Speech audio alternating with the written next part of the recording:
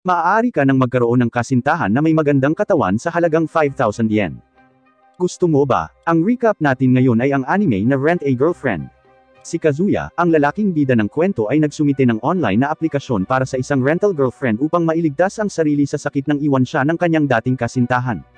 Ngunit hindi niya inasahan na makukuha ang pag-aproba ng dalawang rental girlfriend pagkatapos lamang na ibunyag ang impormasyon ng pagrenta. Dalawang babae ang nag-aaway kay Kazuya nang ang isa sa kanila ay nag-alok na makipag-hook sa kanya. At ang mga kwentong ito ay simula pa lamang. Gusto mo bang marinig ang tungkol sa lahat ng nakakakilig na insidenteng kinasasangkutan ni Kazuya at ng mga nagpapaupang girlfriend? Mag-like ka na at umpisa na tayo sa kwento. Si Mami ang dating kasintahan ng lalaking bida na si Kazuya, at siya ay isang napakakaakit-akit na babae. Si Kazuya ay nasa isang relasyon sa unang pagkakataon, at siya ay nasaktan sa paghihiwalay. Si Kazuya ay walang maaaring gawin kundi magsumite ng isang rental application pagkatapos tingnan ang isang advertisement para sa rental girlfriend. Ang rental girlfriend ni Kazuya na si Chizuru ay isang napakagandang babae.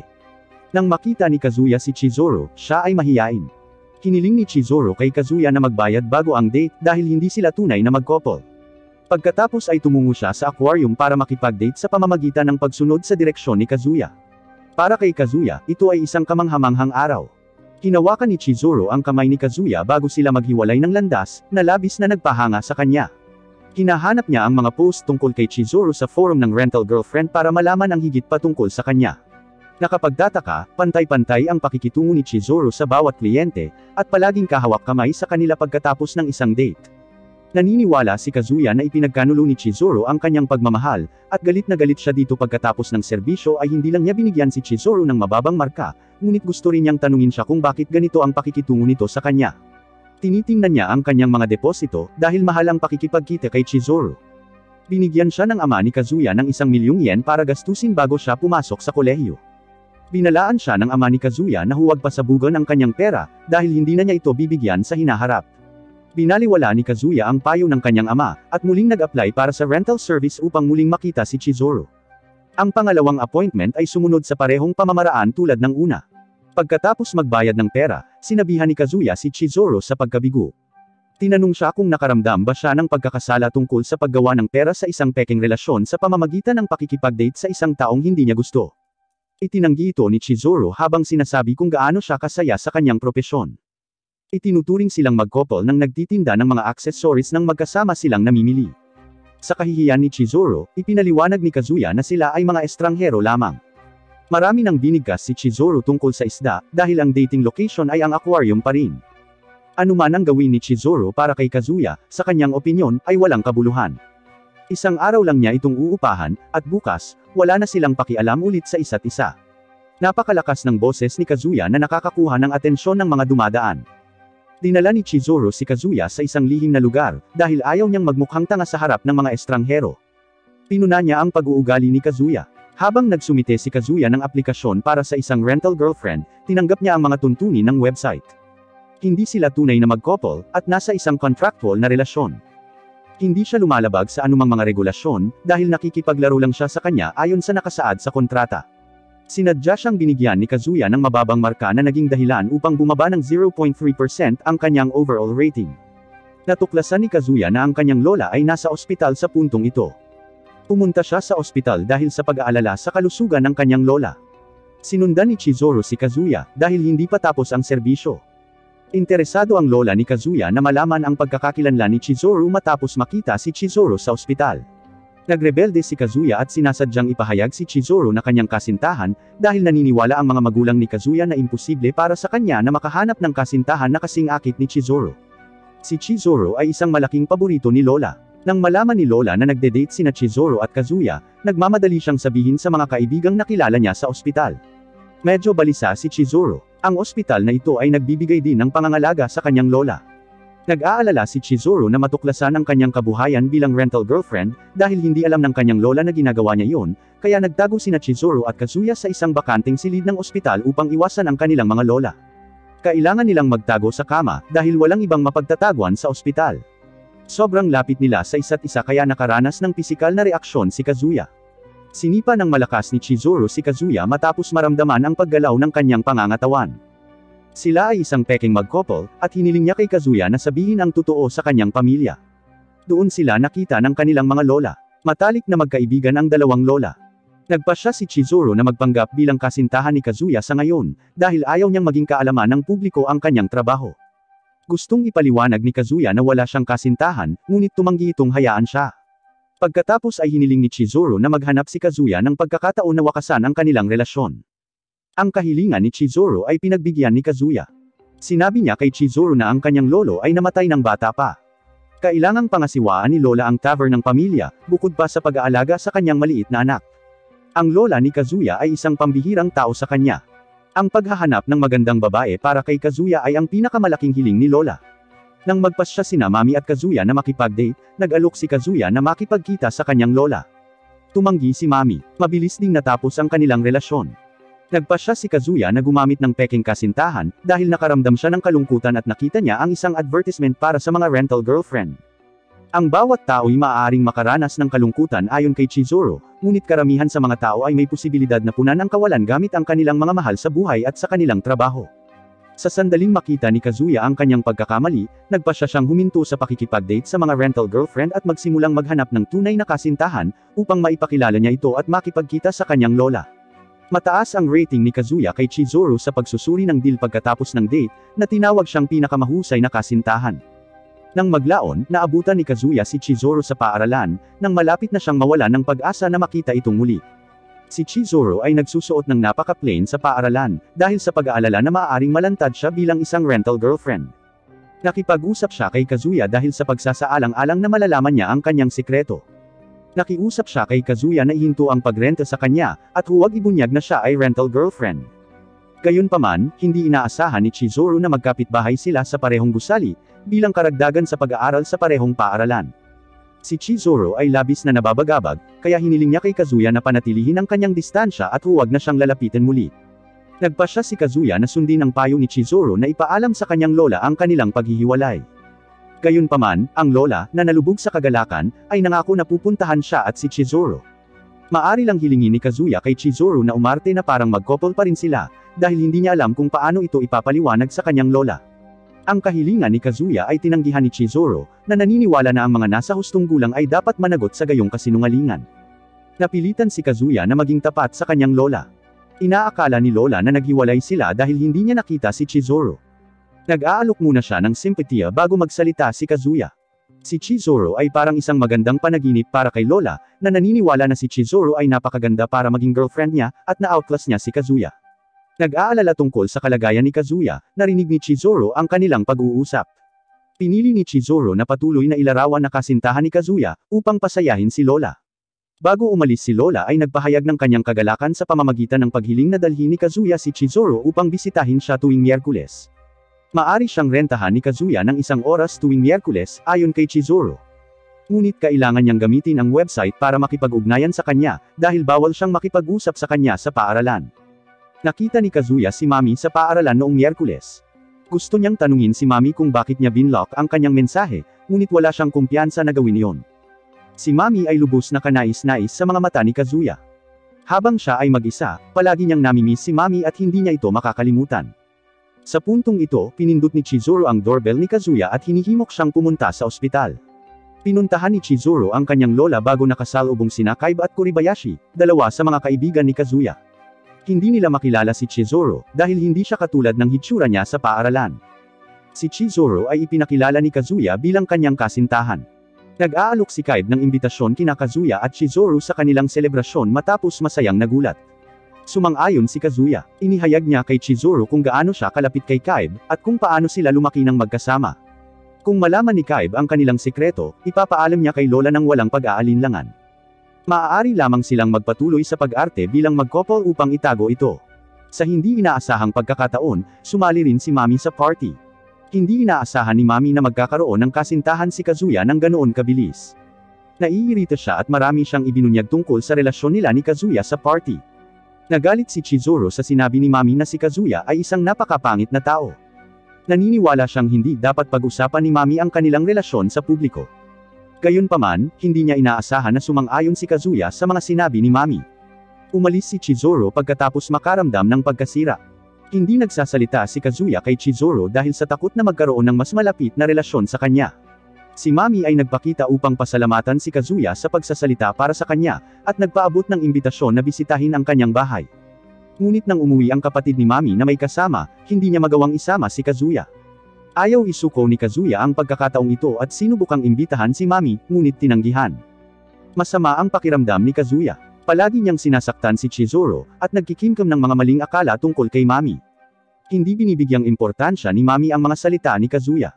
Siya ay labis na hindi nasisiyahan kay Chizuru, at sadyang hinihimok si Kazuya na huwag pumili ng kasintahan batay lamang sa hitsura. Gusto ni Kazuya si Mami, ngunit pinagbawalan niya itong sisihin si Chizuru. Nagdesisyon si Kazuya na humingi ng tawad kay Chizuru pagkatapos magpaalam kay Mami. Tiniyak ni Chizuru kay Kazuya na hindi siya nabalisa.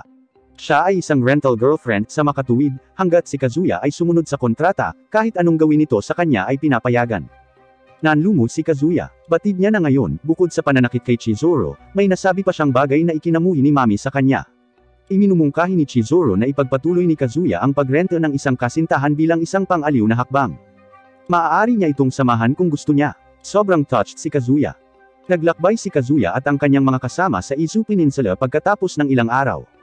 Habang nasa biyahe rin si Mami, hindi sigurado si Kazuya kung paano siya pakikisamahan. Ipinaalam kay Kazuya ni Kaibe na tinanong niya ang mga pananaw ni Mami noon, at mainit niyang tinanggap si Kazuya. Natuwa si Kazuya sa sorpresa. Sa kanyang paglalakbay, umaasa siyang makakabawi kay Mami, at putulin ang pakikipag-ayos nila ni Chizuru. Hindi niya alam ang matinding galit ni Mami sa kanya. Napakadalas niyang magpapalit ng kasintahan kaya naniniwala si Mami na sinasadya niyang galitin siya. Nanunumpa siyang sisirain ang kanilang relasyon. Lumapit si Mami kay Kazuya nang naka-hot swimsuit siya. Sinasadya niya ang mga romantikong yugto sa pagsisikap na guluhin ang kanyang memorya. Si Kazuya ay namangha sa pakikinig sa kanya. Nabangga siya kay Chizuru sa beach kasabay ng paggawa niya ng desisyon na maging tapat kay Mami. Binisita din ni Chizuru ang Izu Peninsula Beach. Iniiwasan ni Kazuya si Mami nang nakatagpo niya si Chizuru, dahil wala siyang kumpiyansa na sabihin sa kanya ang totoo tungkol sa rental girlfriend. Kalaunan ay nakita ni Kazuya si Chizuru sa isang unisex na banyo matapos makalimutang isara ang pinto. Sa pag-asang hindi tututol si Chizuru, ipinahayag ni Kazuya ang kanyang intensyon na makipagpayapaan kay Mami. Si Chizuru ay naiinip at nagagalit. Meron lang silang trading arrangement. Maliban sa pakikiramay, wala na siyang interes sa kanya. Dumating si Mami sa pinto ng banyo sa puntong ito. Talagang naiintriga siya matapos marinig si Kazuya at isang babae na nag-uusap. Si Chizuru ay palaging nakasuot ng plain na damit sa paaralan. Maaari lamang siyang magpalit ng isang hot na swimsuit, at patuloy na gumaganap bilang kasintahan ni Kazuya, dahil ayaw niyang mabunyag ang kanyang tunay na pagkatao. Nang mapansin ni Mami sina Kazuya at Chizuru na magkasama, siya ay labis na nagalit. Sinadya ni Mami na ihulog ang bracelet, at humiling ng tulong kay Kazuya sa paghahanap nito sa pagsisikap na sirain ang kanyang relasyon. Pagkatapos ay sinamantala niya ang pagkakataon at sinimula ng isang halik kay Kazuya. Hindi makapaniwala si Kazuya. Naaalala ni Kazuya ang kanyang kwento ng pag-ibig kay Mami na talagang kaibig-ibig. Noong una silang magkita, sila ni Mami ay nagmahalan agad. Nangako si Kazuya na laging ipagtatanggol si Mami sa oras na magsama sila. Nang magising si Kazuya mula sa kanyang mga alaala, hindi siya sigurado kung paano haharapin si Mami. Hindi niya napigilan ang sarili ayon kay Mami. Nakiusap siya kay Kazuya na huwag pansinin ang nangyari dahil talagang nagsisisi siya. Naniniwala si Kazuya na may nararamdaman pa rin si Mami para sa kanya. Nagdesisyon si Kazuya na dalhin ang kanyang tunay na kasintahan upang makita ang kanyang lola, matapos malaman na nakalabas na ito sa ospital. Sinabi niya sa kanyang mga kaibigan na tatapusin niya ang relasyon nila ni Chizuru ng tuluyan sa pamamagitan ng pakikipaghiwalay sa kanya. Sina Kazuya at Kaibe ay nagtalo, dahil labis na galit si Kaibe. Inaakala niyang mahal pa rin ni Kazuya si Mami, kaya nakipaghiwalay siya kay Chizuru kahit na mabibigo siya nito. Gumanti naman si Kazuya kay Kaibe. Sobrang sama ng loob ni Kazuya nang iwan siya ni Mami na naniniwala siyang walang ideya si Kaibe sa nararamdaman niya. Si Chizuru ang nagkusa para aliwin si Kazuya pagkatapos ng pagtatalo. Hindi maintindihan ni Kaibe ang mga kilos ni Kazuya, dahil hindi niya alam na sangkot sila sa isang relasyon sa kalakalan. Papalabas na si Lola sa ospital sa susunod na linggo, ipinaalam ni Kazuya kay Chizuru. Bago sila opisyal na maghiwalay, kailangan lang niyang rentahan ito ng isang beses pa. Natuklasan ni Chizuru na lumaki si Kazuya na walang pakialam sa mga opinyon ng iba. Naniniwala siya na malaki ang pagbabago nito at hinihikayat siyang magpatuloy. Pumagitna si Kaibe para pigilan si Chizuru habang handa na siyang umalis. Dahil lumaki kasama si Kazuya, medyo pamilyar si Kaibe sa kanyang personalidad. Si Kazuya ay isang napakamatapang na tao, na patuloy na nabubuhay sa kanyang sariling mundo. Kinailangan nilang magtanim ng mga morning glories bilang bahagi ng isang proyekto sa klase sa elementarya. Ang morning glory ni Kazuya ay hindi sinasadyang natumbo ni Kaibe. Inipon ni Kaibe ang lupa, ngunit hindi gaanong pinansin ang mga buto. Ang morning glory ni Kazuya ang unang tumubo. Si Kazuya, na unang estudyanteng dumating sa paaralan araw-araw para mag-alaga ng mga bulaklak, ay kumbinsido na ito ay morning glory samantalang si Kaibe ay nadama na ito ay isang random na damo. Naghanap ng pagkakataon si Kaibe na ipahayag ang kanyang pagsisisi kay Kazuya. Hindi niya inasahan na magsisimulang mamukadkad ang mga bulaklak ni Kazuya bago siya makapag-alok ng tawad. Ito ay naging isang napakabihirang bulaklak ng hibiscus. Ang gold prize ay ibinigay kay Kazuya para sa kanyang solong pag-aaral. Nadismaya siya na hindi iyon ang morning glory. Nakaramdam ng inggit si Kaibe kay Kazuya. Maraming individual ang naliligaw sa nakapanlulumong katotohanan, ngunit si Kazuya ay patuloy na nananatiling madamdamin sa kanyang mga pangarap. Walang kamalay-malay si Kaibe sa nangyari sa pagitan nila, ngunit umaasa siyang bibigyan niya ng isa pang pagkakataon si Kazuya, dahil si Kazuya ang magpapasaya sa kanya. Nararamdaman ni Kaibe na kailangan nila ng oras na mag-isa, at binigyan sila ng 2 tiket sa pamamasyal. Narinig ni Kazuya ang kanilang pag-uusap, at labis siyang naantig. Sumakay sina Kazuya at Chizuru sa isang tourboat para kumbonsihin si Kaibe na dapat silang maghiwalay pagkatapos ng lahat. Dahil nasusuka si Chizuru, pinakiusapan siya ni Kazuya na magpahinga ng mabuti, at aayusin niya ang follow-up, at hindi na itutuloy ang pagrenta sa kasintahan. Sa puntong iyon, nakatanggap si Kazuya ng tawag mula kay Mami. Hiniling sa kanya ni Mami na makipagkita sa kanya sa pool ng hotel, at hinahayaan siyang pumunta ng maaga. Tinanggap ni Kazuya ang imbitasyon ni Mami. Si Chizuru ay hindi sinasadyang nahulog sa tubig habang siya ay nasa sabik tungkol sa date. Si Kazuya ay walang oras na isipin si Mami, at nagmamadaling tumalon sa tubig. Alam ni Kazuya na si Chizuru ay pekeng kasintahan lamang niya, at hindi siya pinahihintulutang magkaroon ng romantikong damdamin para sa kanya. Gayunpaman, siya lang ang nasa isip niya ngayon. Matapos ipadala si Chizuru sa dalampasigan, nag-collapse si Kazuya. Habang napagtanto ni Chizuru kung ano ang dapat niyang gawin para sa kanya, nagsisisi ang kanyang pakiramdam. Nagbibigay siya kay Kazuya ng mouth-to-mouth resuscitation para iligtas siya. Nang magising si Kazuya, humingi ng tawad si Chizuru. Ang pangkat ng ambulansya ay nagpapakita sa puntong ito, at dinala sila sa ospital. Ang paglilibot ni Kazuya ay natapos pagkatapos na makalabas sa ospital. Tumanggi si Mami na makipag-usap muli kay Kazuya, dahil hindi sila nagkita ayon sa naka-schedule. Ayon kay Kaibe, ang pagpayag ni Kazuya na tumalon sa karagatan para kay Chizuru ay isang indikasyon kung gaano niya ito kagusto, at gusto niyang magkaayos sila. Naniniwala si Kazuya na dahil trading relationship lang sila, hindi niya posibleng magustuhan si Chizuru. Gayunpaman, sa ilang kadahilanan, palaging nasa isip niya si Chizuru.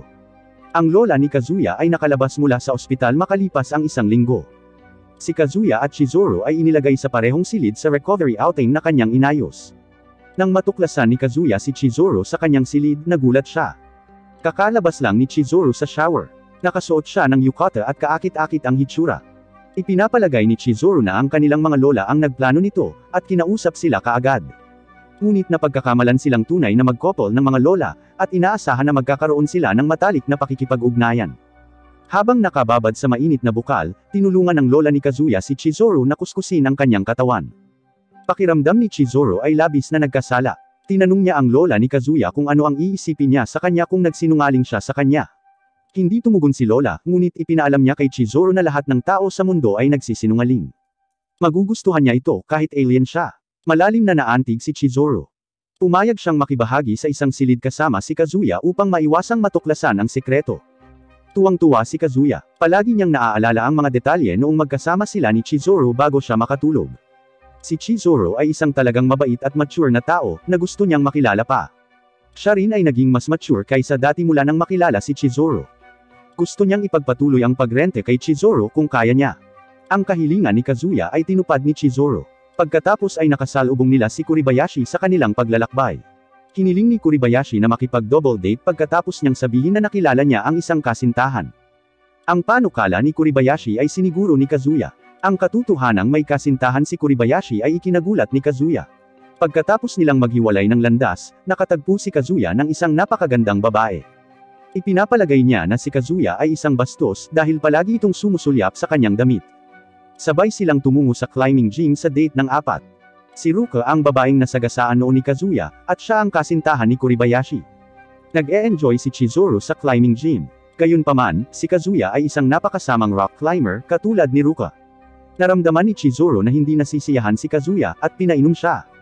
Sa kalagitnaan ng date, kinwestiyon ni Ruka ang pagkakakilanlan ni Chizuru bilang isang rental girlfriend. Nilinaw ni Chizuru na sila ni Kazuya ay nasa totoong relasyon.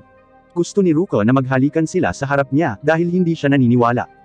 Nagkunwaring hinahalikan ni Chizuru si Kazuya, habang tinatakpan ang kanilang mga labi ng isang case ng telepono upang ipakita na sila ay isang tunay na mag-couple. Nakilala ni Ruka ang panlilinlang ni Chizuru, at naniniwalang hindi sila naghalikan. Gusto ni Kazuya na linawin ang relasyon nila ni Chizuru pagkatapos ng date ng 4. Si Ruka, gayunpaman, ay sigurado na sa tingin niya ay peke silang mag-couple.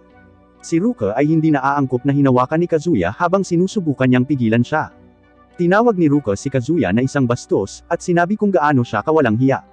Hiniling ni Kazuya kay Ruka na ilihim ito para sa kanya, habang ibinabahagi niya ang kanilang kwento kay Ruka. Ayaw nang kausapin ni Ruka si Kazuya. Hindi niya sinasadyang bumagsak sa hagdan habang papaalis siya. Siya ay nahawakan sa pwesto ni Kazuya. Napaluhod siya, at nakiusap kay Ruka na huwag ibunyag ang sekreto ni Chizuru. Nag-iba ang kilos ni Ruka, at inamin niya kay Kazuya na siya ay isang rental girlfriend din. Nabalitaan ito ni Chizuru kay Kazuya. Pinili nilang panoorin si Ruka, dahil hindi sila sigurado kung nais niyang ilihim ito. Pagkatapos ay bumisita si Ruka sa paaralan upang makita si Kazuya. Sa tingin niya ay gusto niya si Kazuya, at gustong malaman kung ano ang index ng tibok ng puso niya. Upang makalayo kay Kuribayashi sa oras na ito, kinaladkad ni Kazuya si Ruka sa isang cabinet. Kinikilala ni Ruka ang kanyang pagmamahal kay Kazuya sa puntong ito. Nang dumating si Kuribayashi sa kanila, iminumungkahi ni Ruka na maghiwalay sila, at ipinahayag ang kanyang pasasalamat kay Kuribayashi sa pagrenta sa kanya bilang isang rental girlfriend sa panahong ito. Habang nabubunyag ang sikreto ni Kuribayashi, nakaramdam siya ng kahihiyan at mabilis na tumakbo palayo. Sinundan ni Ruka si Kazuya sa kanyang tahanan.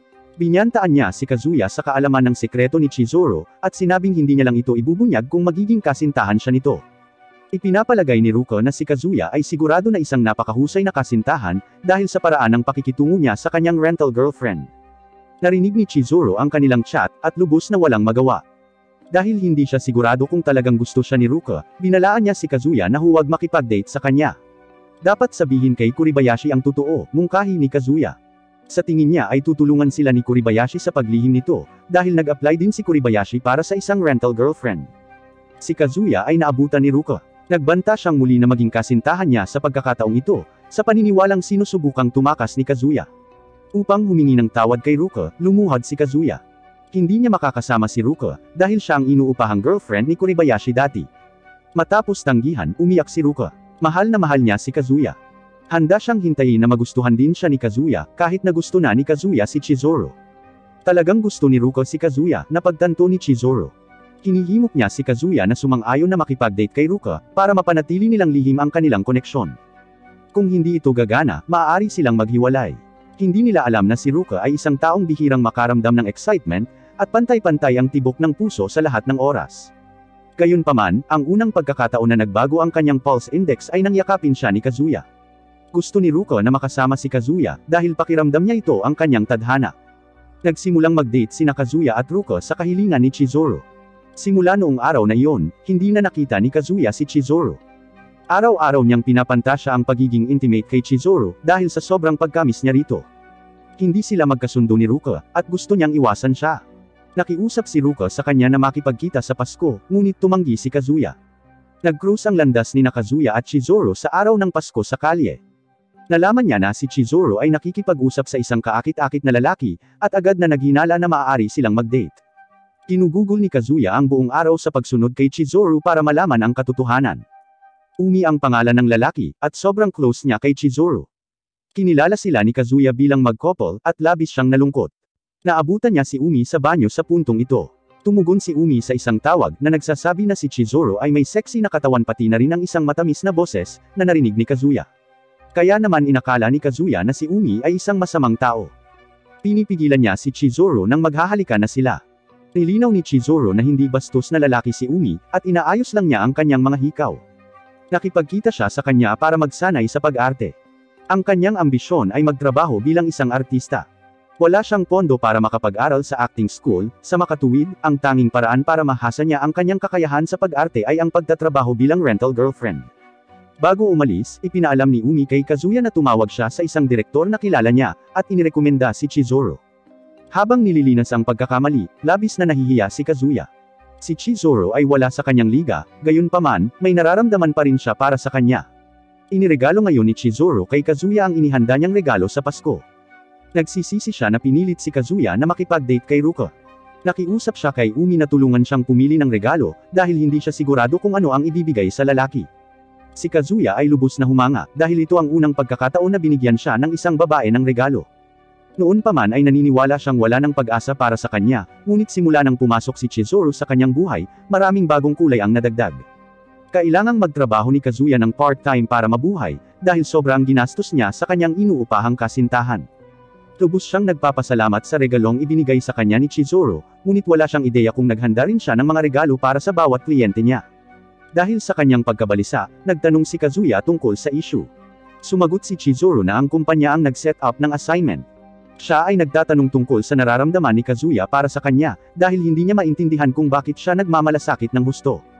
Dahil sa kanyang pagkamahiyain, pinigilan ni Kazuya ang kanyang pagmamahal kay Chizuru.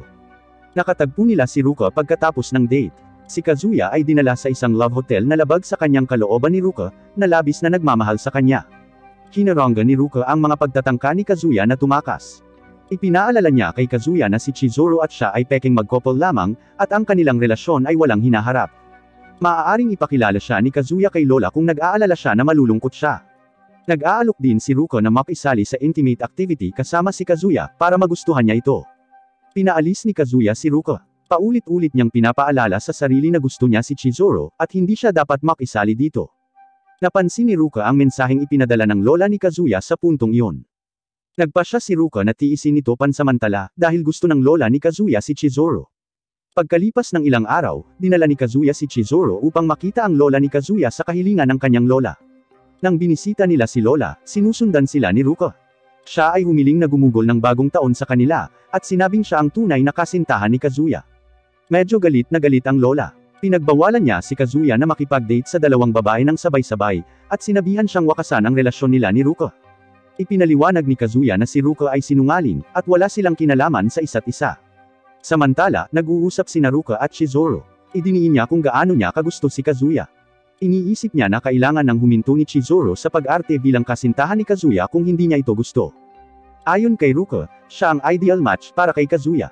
Gusto ni Ruka na sabihin sa lola ni Kazuya ang totoo, para mapalaya sina Kazuya at Chizuru sa kanilang pagkakatali. Pagkatapos ay natuklasan niya kung gaano kagusto ang lola ni Kazuya kay Chizuru nang makita siya ni Ruka.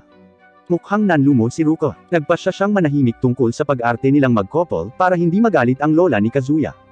Tuwang-tuwa si Kazuya. Pinuri niya si Ruka at humingi ng paumanhin sa pag-label sa kanya na sinungaling. Si Ruka, gayunpaman ay ayaw sumuko kay Kazuya. Hiniling niya kay Kazuya at Chizuru na panatilihin ang kanilang distansya habang kumikilos bilang mag-couple habang sinusubukan niyang maghanap ng paraan upang makuha ang pag-aproba ng kanyang lola. Pagkatapos nito, nakita ni Kazuya ang nangyari kay Kuribayashi. Nakaramdam siya ng labis na kahihiyan nang malaman ni Kazuya ang tungkol sa kanyang inuupahang kasintahan. Pakiramdam niya ay wala na siyang pag-asa at huminto sa pakialam sa pag-ibig.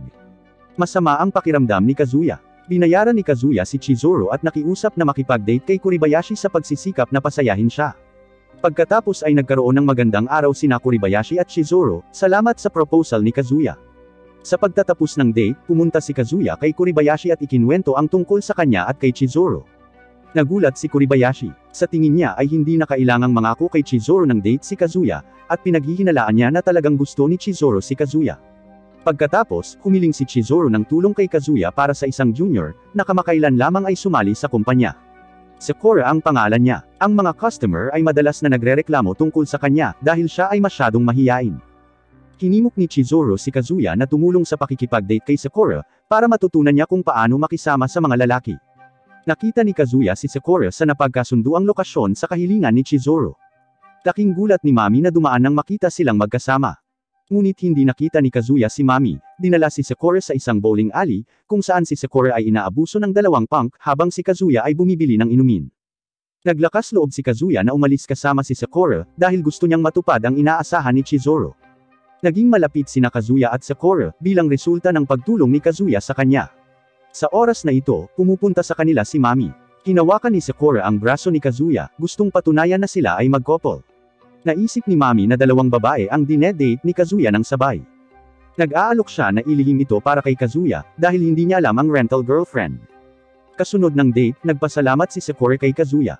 Nakita ni Kazuya si Sakura na isang napakagandang babae. Wala siyang masyadong sinabi, ngunit nakikita niyang sinusubukan nitong pasayahin siya. Naniniwala siyang napaka-sweet ni Sakura, at magugustuhan ng mga kliyente. Napahanga si Kazuya kay Sakura. Hindi na siya tumututol sa trabaho ng pagiging rental girlfriend pagkatapos ng sandaling ito. Talagang nagpapasalamat si Chizuru kay Kazuya. Ipinaalam niya sa kanya na siya ay naging cast bilang lead sa isang dula sa entablado, at handa siyang huminto sa kanyang trabaho bilang rental girlfriend. Gayunpaman, patuloy niyang gagampanan ang papel ng mag-couple kasama si Kazuya kung kailangan niya ito. Si Mami, na interesado sa pribadong buhay ni Kazuya, ay naghahanap sa internet para sa pangalan ni Sakura. Ngunit hindi niya inasahan na maging isang rental girlfriend si Sakura. Napansin din ni Mami si Chizuru sa internet. May pagkapilyo talaga siya. Kaya nag-apply siya para sa isang rental girlfriend upang makita si Chizuru. Nagtatrabaho si Kazuya sa isang KTV, kung saan gustong pumunta ni Mami sa kanyang date. Habang nakikita ni Kazuya ang dalawang babae na pumasok sa isang pribadong silid, nagulat siya. Nabalitaan niya ang tungkol sa rental girlfriend, at nag-aalala tungkol kay Chizuru. Habang sinusundan sila ni Kazuya, hindi siya sigurado kung paano tutulungan si Chizuru. Masayang-masaya si Mami, at nangakong tutulungan si Chizuru na maglihim sa kanyang mga kaklase. Gusto ni Chizuru na kumatawan kay Kazuya sa oras na ito. Hiniling niya kay Mami na seryosohin si Kazuya, dahil naniniwala siya na gusto pa rin ni Kazuya si Mami. Naniniwala si Mami na ang issue ay sa pagitan nila ni Kazuya, at walang kinalaman kay Chizuru. Pinahanga ni Chizuru si Kazuya. Bumalik siya sa isang sulok, at humiikbi ng hindi mapigilan. Naalala ni Kazuya ang detalye ng oras na kasama niya si Chizuru pagka-uwi niya. Tuwang-tuwa siya kung sila ay tunay na mag-couple. Gayunpaman, alam ni Kazuya na hindi siya magugustuhan ni Chizuru pabalik. Nang tanungin siya ni Chizuru, ipinahayag niya na gusto niya si Chizuru bilang isang rental girlfriend. Iniisip ni Kazuya na sayang ang pagbibitiw ni Chizuru. Hindi niya alam na kanina ay saglit na may nararamdaman si Chizuru para sa kanya. Dito nagtatapos ang Season 1. Nagpapatuloy ang kwento ng si Kazuya ay nag-aalala tungkol sa kanyang inuupahang kasintahan, si Chizuru. Hindi pa nagtagal, ipinakilala siya nito sa kanyang lola, na labis na nagkagusto sa kanya. Gayunpaman, malapit nang huminto si Chizuru sa kanyang trabaho bilang isang rental girlfriend, na nangangahulugan na hindi na niya ito maisasama upang makita ang kanyang lola. Hindi niya alam kung paano ito ipapaliwanag sa kanyang lola, at maaari lamang itong isantabi hanggang sa opisyal na magbitiw si Chizuru. Noon pa man ay nais ni Chizuru na maging isang artista, at ang kanyang dula ay sa wakas ay ipinalabas sa teatro ngayon. Dumating si Kazuya upang suportahan siya, na may sombrero at maskara na nakatikit sa kanyang hitsura. Gustong-gusto niya si Chizuru pero employer at empleyado lang sila, at natatakot siyang matuklasan nito ang nararamdaman niya. Habang naghihintay na magsimula ang dula, nakita ni Kazuya ang isang kilalang direktor sa di kalayuan, na nagpapaalala sa kanya na si Chizuru ay magiging isang sikat na artista sa hinaharap, habang maaari lamang siyang maging isang madla na nakaupo sa malayo. Sa sandaling ito, malinaw na alam niya ang agwat sa pagitan nila. Hindi nagtagal ay nagsimula na ang dula, at si Kazuya ay ganap na nasakop ng mga namumukod tanging kakayahan sa pag-arte ni Chizuru. Ibang-iba talaga ang pagganap niya sa stage. Bagamat supporting role lang siya, napakahusay niyang gumanap, at hindi maiwasan ng lahat na maakit sa kanya, lalo na si Kazuya. Masyado siyang nahuhumaling sa alindog ni Chizuru, na hindi na siya nakakabalik sa kanyang katinuan sa mahabang panahon. Hindi alam ni Chizuru na pinanood ni Kazuya ang kanyang palabas. Pagkatapos ng pagtatanghal, narinig niya ang dalawang aktres na pinag-uusapan ang pangunahing tauhang babae. Pamangkin pala ng sponsor ang aktres na gumanap bilang bida, at medyo superior ang kanyang pamilya. Nandito ang kilalang direktor para panuurin ang kanyang pagganap, at malamang na mag-alok sa kanya ng magandang pagkakataon sa paggawa ng pelikula. Nagkataon, si Chizuru ay nagsusumikap para makuha ang pagkakataong iyon. Akala niya ay makikilala siya ng mga direktor hanggat mayroon siyang mahusay na kakayahan sa pag-arte, ngunit ang katotohanan ay nagbigay lamang sa kanya ng isang matinding dagok, na ipinaramdam sa kanya na ang kanyang mga pagsisikap ay walang kabuluhan. Dahil sa pagkabigo, tinanggihan ni Chizuru na dumalo sa piging ng pagdiriwang, na naglalakad sa kalye ng mag-isa. Noon niya nakasalubong si Kazuya ng nagkataon, at nakita niya ang kanyang pamphlet mula sa dula. Napagtanto niyang dumating siya para manood ng dula. Medyo nahihiya si Kazuya, ngunit kumukuha pa rin ng lakas ng loob para purihin ang mga kakayahan ni Chizuru sa pag-arte. Sobrang hinahangaan niya ito at naniniwala siyang pahahalagahan siya ng direktor. Ngunit hindi nahihikayat si Chizuru, ipinahayag ang kanyang kababaan sa pag-arte, at sinabi sa kanya na kailangan pa rin niya ang trabaho bilang isang inuupahang kasintahan sa ngayon dahil hindi niya nakuha ang pagkakataon sa paggawa ng pelikula. Nararamdaman ni Kazuya na pinipigilan ni Chizuru ang kanyang emosyon, at ang puso nito ay para sa kanya. Si Chizuru ay nagsisikap ng husto upang makamit ang kanyang mga layunin. Bagamat estudyante pa lang, nagtatrabaho siya bilang isang rental girlfriend para kumita ng mga panggastos sa pamumuhay, at ang natitirang oras niya ay ginugugol sa pagpapahusay ng kanyang kakayahan sa pag-arte. Ito ay isang mahirap na gawain. Gusto pa rin siyang pasayahin ni Kazuya, tinitiyak na siya ay isang napaka-talented at pinakamahusay na aktres na nakita niya. Siya ay uupa sa kanya linggo-linggo para hindi na siya mag-alala tungkol sa kanyang mga gastusin sa paghabol lang sa kanyang mga pangarap ng buong lakas at pagsisikap. Hindi naniniwala si Chizuru na gagawin iyon ni Kazuya. Tinadyakan niya siya, tumalikod, at tumakbo palayo. Pagbalik sa kanyang apartment, hindi mapigilan ni Chizuru na umiyak kapag naaalala niya ang lahat ng pagsisikap na ginawa niya. Habang iniisip niyang sumuko, nakatanggap siya ng email ng aplikasyon mula kay Kazuya, na tumupad sa kanyang pangako sa pamamagitan ng paggastos ng malaking pag-upo kay Chizuru bilang kanyang kasintahan. Humanga si Chizuru, ngunit hindi niya inaasahan na babayaran siya ni Kazuya ng napakaraming pera. Sa araw ng date, sinabi niya kay Kazuya ang kanyang tunay na iniisip. Hindi niya iniisip na sobrang close sila para tanggapin niya ang ganoong tulong mula sa kanya. Dagdag pa rito, iniisip din ni Mami at Ruka na makipag-ugnayan siya sa kanya, kaya hiniling niya sa kanya na huwag siyang umupa bawat linggo. Nasaktan si Kazuya ng mga salitang ito. Sa katunayan, sinabi niya sa kanyang kasintahang si Ruka ang tungkol sa pagrenta niya kay Chizuru at sinubukan niyang makuha ang pahintulot nito. Ngunit iginagalang niya ang ideya ni Chizuru at hindi siya kinokontra. Sa panahon ng date, si Kazuya ay gumagawa ng isang kahilingan. Gusto niyang ipakita niya ang tunay niyang pagkatao at ihinto ang pagpapanggap na iba. Ngunit si Chizuru ay may kanyang mga propesyonal na prinsipyo, na nagpipilit na itago ang kanyang sarili bilang kanyang ideal na kasintahan. Sa kanyang pagtataka, sinagot siya ni Kazuya na ang kanyang tunay na sarili ay ang kanyang ideal na kasintahan. Ang kanyang mga salita ay nakaantig kay Chizuru, at siya ay sumang-ayon sa kahilingang ito. Nang natapos na ang oras ng pagrenta, biglang nag-alok si Chizuru na pumunta sa batting center kasama si Kazuya, na itinuturing niyang totoong date, kaya medyo kinakabahan siya. Dahil nakikita niya ang kanyang mga iniisip, ipinaalala sa kanya ni Chizuru na pumupunta siya rito para mag-relax kapag masama ang pakiramdam niya, at isinasama niya siya rito dahil mabuti itong tao sa paningin niya, kaya umaasa siyang makakasama niya ito bilang magkapitbahay. Habang tinatapos niya ang kanyang mga salita, maayos din siyang tumama sa isang home run. Tuwang-tuwa, nakipag-high five siya kay Kazuya. Paglabas ng batting center, si Kazuya ay dinala sa ospital ni Chizuru. Binabanggit ng kanyang lola si Kazuya sa kanya, at nangako siyang dadalhin siya rito. Ngunit ayaw niyang matuklasan ang kanilang tunay na relasyon, kaya sinadya niya itong dalawin ng kanyang lola 15 minuto bago matapos ang oras ng pagbisita. Iyon din ang dahilan kung bakit siya dinala nito sa batting center para pumatay ng oras. Bagamat nabigo, nakangiti pa rin si Kazuya kay lola, na nagbibigay sa kanya ng mainit na pagtanggap. Sinamantala ang pagkawala ni Chizuru, tinanong ng kanyang lola si Kazuya tungkol sa stage play. Pinupuri niya ang kakayahan ni Chizuru sa pag-arte, pati na rin ang kanyang determinasyon at pagiging matigas. Sa kanyang pagtataka, hindi sumasang-ayon sa kanya ang lola ni Chizuru. Sinabi niya na si Chizuru ay isang layaw na bata, na laging nakahiga sa higaan ni lola para ma-comfort sa tuwing malungkot siya. Hindi pa nakikita ni Kazuya si Chizuru na malambot, at hindi niya maiwasang isipin na magkasama silang natutulog habang namumula ang mukha ni Chizuru. Alam ni lola na wala na siyang maraming oras. Bago siya mawala kay Chizuru, umaasa siyang si Kazuya, isang maaasahang lalaki sa kanyang paningin, ay laging nasa tabi ng kanyang pinakamamahal na apo. Hindi maaaring magsinungaling si Kazuya sa nagmamalasakit na lola na ito, paulit-ulit na binibigyang diin ang kanyang nararamdaman para kay Chizuru. Nang marinig ang kanyang pangako, gumaan ang loob at masaya ang lola ni Chizuru. Pag-uwi niya, isinumpo ni Kazuya sa kanyang puso na kahit hindi siya boyfriend ni Chizuru, gusto niyang maging dependency niya. Habang si Kazuya ay nalubog sa kanyang mga pantasya, biglang kumatok si Chizuru sa kanyang pintuan. Nawala na pala niya ang kanyang mga susi at hindi na siya makapasok sa kanyang silid ngayon. Sa pag-aakalang nandito si Chizuru at humihingi ng overnight stay, tuwang-tuwa si Kazuya. Gayunpaman, gusto lang makita ni Chizuru kung makakapasok siya sa kanyang silid sa pamamagitan ng pag-akyat sa manipis na pader sa pagitan ng dalawang balkonahe. Habang nakasandal siya sa rehas para tingnan kung nailak niya ang bintana, nadulas ang kamay niya, dahilan para muntikan siyang mahulog. Kaya lang, nagmamadali si Kazuya na hawakan siya. Napakalapit nila kaya't nahihiya si Chizuru, humiling kay Kazuya na pakawalan siya. Gayunpaman, nang pakawalan siya ni Kazuya, nawalan siya ng balanse, nahulog sa sahig kasama si Kazuya. Mas malapit na sila ngayon, at hindi maiwasan ni Kazuya na mabigani sa kanya. Maya-maya lang ay tumunog ang doorbell. Ang bisita pala ay si Mami. Si Kazuya, nag-aalala na baka ma-misunderstood ni Mami ang kanilang relasyon, hinila si Chizuru sa kusina. Dahil hindi niya na-lock ang pinto, dumiretso si Mami sa kwarto, habang ang kinakabahan na si Kazuya ay maaari lamang magdasal na umalis si Mami sa sandaling wala siyang makitang tao dito.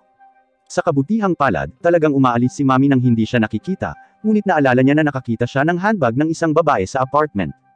Hindi alam ni Chizuru na ang kanyang handbag ay nakita ni Mami, sa halip, napansin niyang bumalik ang landlord, na naglalayong kunin ang susi mula sa kanya. Bago siya umalis, naalala ni Kazuya ang kanyang pakikipag-usap sa lola ni Chizuru, kaya ibinuhos ang kanyang puso kay Chizuru. Umaasa siyang maging dependency niya. Kung makatagpo siya ng isang bagay na hindi niya masabi sa kanyang mga magulang o kaibigan, maaari siyang lumapit sa kanya anumang oras, at handa siyang tulungan siya sa anumang paraan na magagawa niya. Naantig kay Kazuya, sa wakas ay nagsalita si Chizuru tungkol sa nangyari sa kanya. Lumalabas na ang kanyang ama ay umalis sa pamilya noong siya ay bata, at ang kanyang ina ay namatay pagkatapos. Kaya siya ay pinalaki ng kanyang lolo't lola. Nakalulungkot, pumanaw din ang kanyang lolo noong mga taon niya sa high school, iniwan silang mag-isa ng kanyang lola. Nakipagkasunduan siya sa kanyang lolo na balang araw ay magiging artista siya, na ipapakita sa kanila ang pinakamaganda sa kanyang trabaho. Nang marinig ang kwento, naisip ni Kazuya na si Chizuru ay talagang isang kamanghamanghang babae. Kung ikukumpara sa kanya, napakadali ng kanyang buhay. Siya ay may isang masayang pamilya, na nag-alok sa kanya ng buong pagmamahal at pangangalaga noong kanyang pagkabata. Wala siyang pangarap dahil mamanahin niya ang negosyo ng pamilya pagkatapos ng graduation. Marahil dahil ang kanyang buhay ay walang kaganapan, gusto niyang masaksihan si Chizuru na matupad ang kanyang mga layunin. Kung maaari ay gusto niyang nasa tabi niya ito habang buhay. Hindi direktang tumugon si Chizuru kay Kazuya, sinasabi lang sa kanya na bilang isang rental girlfriend, hindi niya ito tatanggihan. Pagkatapos, sinimulan ni Mami ang pakikipag-usap kay Kazuya. Hinulaan niya na ang handbag sa apartment ni Kazuya ay pag-aari ni Chizuru, sadyang isiniwalat na si Chizuru ay isang rental girlfriend. Siya ay umaasa na si Kazuya ay titigil sa pagrente kay Chizuru at magsimula ng isang bagong relasyon ng seryoso. Sa sandaling ito, nakikita ni Kazuya ang kahinahunan at kabaitan ni Mami, na, gayunpaman, ay nagpapanggap lamang bilang isang taong maalalahanin. Batay sa ekspresyon ni Kazuya, napagpasyahan ni Mami na alam na niya ang tungkol sa trabaho ni Chizuru sa mahabang panahon. Kasama ang handbag na nakita niya sa kanyang apartment, naniniwala si Mami na may contact pa rin sila. Matapos makipaghiwalay kay Mami, pinuntahan ni Kazuya ang kanyang kasintahang si Ruko, na labis na nahuhumaling sa kanya. Kaya lang, nag-aalok siya na magluto para sa kanyang kasintahan. Nang makita siyang nagsisikap na makuha ang kanyang pabor, labis na humanga si Kazuya. Pagkatapos ng hapunan, nais ni Ruko na manatili sa lugar ni Kazuya para sa gabi, ngunit tumanggi si Kazuya, hinihimok siyang umalis. Iyon ay nang ang isang bagyo ay biglang humagupit, na ginagawang hindi ligtas para kay Ruko na umuwi mag-isa, kaya't si Kazuya lamang ay nagpapatuloy sa kanya. Si Ruko ay nagnanais na maging isang tunay na mag-asawa kasama si Kazuya. Nang matapos siyang mag-shower ay sinadya niyang isuot ang t-shirt nito bilang pantulog. Ang kanyang sexy figure at cute na hitsura ay nakabigla kay Kazuya, na ang mukha ay namumula kahit na ang kanyang crush ay si Chizuru. Nag-aalala na hindi makontrol ang sarili, pinilit ni Kazuya si Ruko na isuot ang kanyang pantalon. Ngunit nang siya ay nasa shower, hindi niya naiwasang satisfied ang sarili sa pamamagitan ng kamay. Sa nakaraang karanasan, si Kazuya ay hindi nangahas na matulog kasama si Ruko, na nakahiga mag-isa sa sahig. Sa kanyang sorpresa, si Ruko ay talagang nagkusa na lumapit sa kanya, na naging sanhi ng labis na kaba ni Kazuya. Sinabi niya sa kanya na alam niyang hindi siya sapat na mature at katamtaman ang hitsura, ngunit ang kanyang damdamin para sa kanya ay ang pinakataos puso. Hindi inaasahan ni Kazuya na ganoon kawalang tiwala si Ruko. Upang pasayahin siya, nag-ipon siya ng lakas ng loob, sinabi sa kanya na sa kanyang mga mata, siya ay isang napaka-cute na babae, at pakiramdam niya ay maswerte at masaya siya na nagustuhan niya. Isa pa, kapag nakikita niya ito, hindi niya mapigilan ang sarili niya, kaya umaasa siyang lalayo ito ng kaunti sa kanya. Nang marinig ang tugon, tumigil si Ruko sa pagpilit kay Kazuya. Pagkalipas ng madaling araw, nagpaalam si Ruko kay Kazuya sa pintuan. Alam niyang kapitbahay si Chizuru, kaya sinadya niya itong hinalikan, at malakas pa ang pagsasabi ng ilang matatalik na salita. Nang marinig ang lahat, napagkamalan sila ni Chizuru na nagkaroon sila ng intimacy. Siya ay balisa. Nang nag-apply si Kazuya para sa pag-upo sa kanya, siya ay nag-aatubili. Dahil ayon sa narinig niyang pag-uusap, napagpasyahan niya na sila ni Ruko ay naging tunay na mag-couple, at kahit anong paliwanag ni Kazuya, ayaw niyang maniwala sa kanya. Ang malamig na ugali ni Chizuru ay naging dahilan ng pagkataranta ni Kazuya. Isinasaalang-alang na malapit na ang kanyang kaarawan, nagpasya siyang bigyan siya ng regalo sa kaarawan at maaari rin niyang samantalahin ang pagkakataon upang malutas ang hindi pagkakaunawaan. Ngunit hindi niya alam kung anong uri ng regalo ang gusto ni Chizuru, kaya naiisip niya si Sakura, na mukhang maayos ang pakikitungo kay Chizuru. Nag-apply siya para sa pagrente kay Sakura bilang kanyang isang araw na kasintahan, na humihiling sa kanya na tumulong sa pagpili ng mga regalo. Ito ay nagkakahalaga ng pagbanggit na si Sakura ay nagkataong narinig ang pag-uusap ni Kazuya at Chizuru malapit sa sinehan. Noong panahong iyon, hinihikayat ni Kazuya si Chizuru na ituloy ang kanyang mga pangarap, at labis siyang naantig dito. Maganda ang impresyon ni Sakura kay Kazuya, kaya sa proseso ng pagde-date, para silang tunay na mag-couple, maging magkasamang kumukuha ng shared photos. Mukhang maganda at inosente si Sakura, at saglit, gustong ipakita ni Kazuya na siya ang kanyang kasintahan. Ngunit sa lalong madaling panahon naalala niya na ang kanyang intensyon ay hilingin kay Sakura na tumulong sa pagpili ng regalo sa kaarawan para kay Chizuru. Pagkatapos ay dinala ni Sakura si Kazuya sa palabas ng Three Kingdoms. Habang nalilito si Kazuya, narinig niya ang boses ni Chizuru. Lumalabas na si Chizuru ay gumaganap ng isa sa mga papel sa palabas, nakasuot ng costume at nagsisikap na maipakita ang pinakamahusay na pagganap sa entablado. Sa pagbagsak ng kurtina, natapos din ang date ni Kazuya at Sakura. Sinabi ni Sakura kay Kazuya na ang susi sa isang regalo ay hindi ang bagay, ngunit ang kanyang taos-pusong pagsasaalang-alang, na lubos na sinang-ayunan ni Kazuya, at nagpasalamat siya kay Sakura. Akmang aalis na siya, bigla siyang hinawakan ni Sakura at tinanong ang araw ng kaarawan niya. Nang makuha ang kanyang sagot, agad na itinala ni Sakura ang kanyang kaarawan sa kanyang telepono. Sa kalaunan, bumili si Kazuya ng isang kahon ng pickled plums para kay Chizuru. Sa greeting card, ipinaliwanag niya na ang pickled plums ay may epekto sa pagtanggal ng pagod. Alam niyang nagsusumikap siya, umaasa na makakatulong ang mga plum na mapunan muli ang kanyang enerhiya ng kaunti. Sa huli, idiniin niya na wala siyang ginawa kay Ruka. Naramdaman ang sinseridad ni Kazuya, nagpasya si Chizuru na magtiwala sa kanya. Sa isang araw, sumali si Kazuya sa isang sosyal na kaganapan kasama ang kanyang mga kaibigan.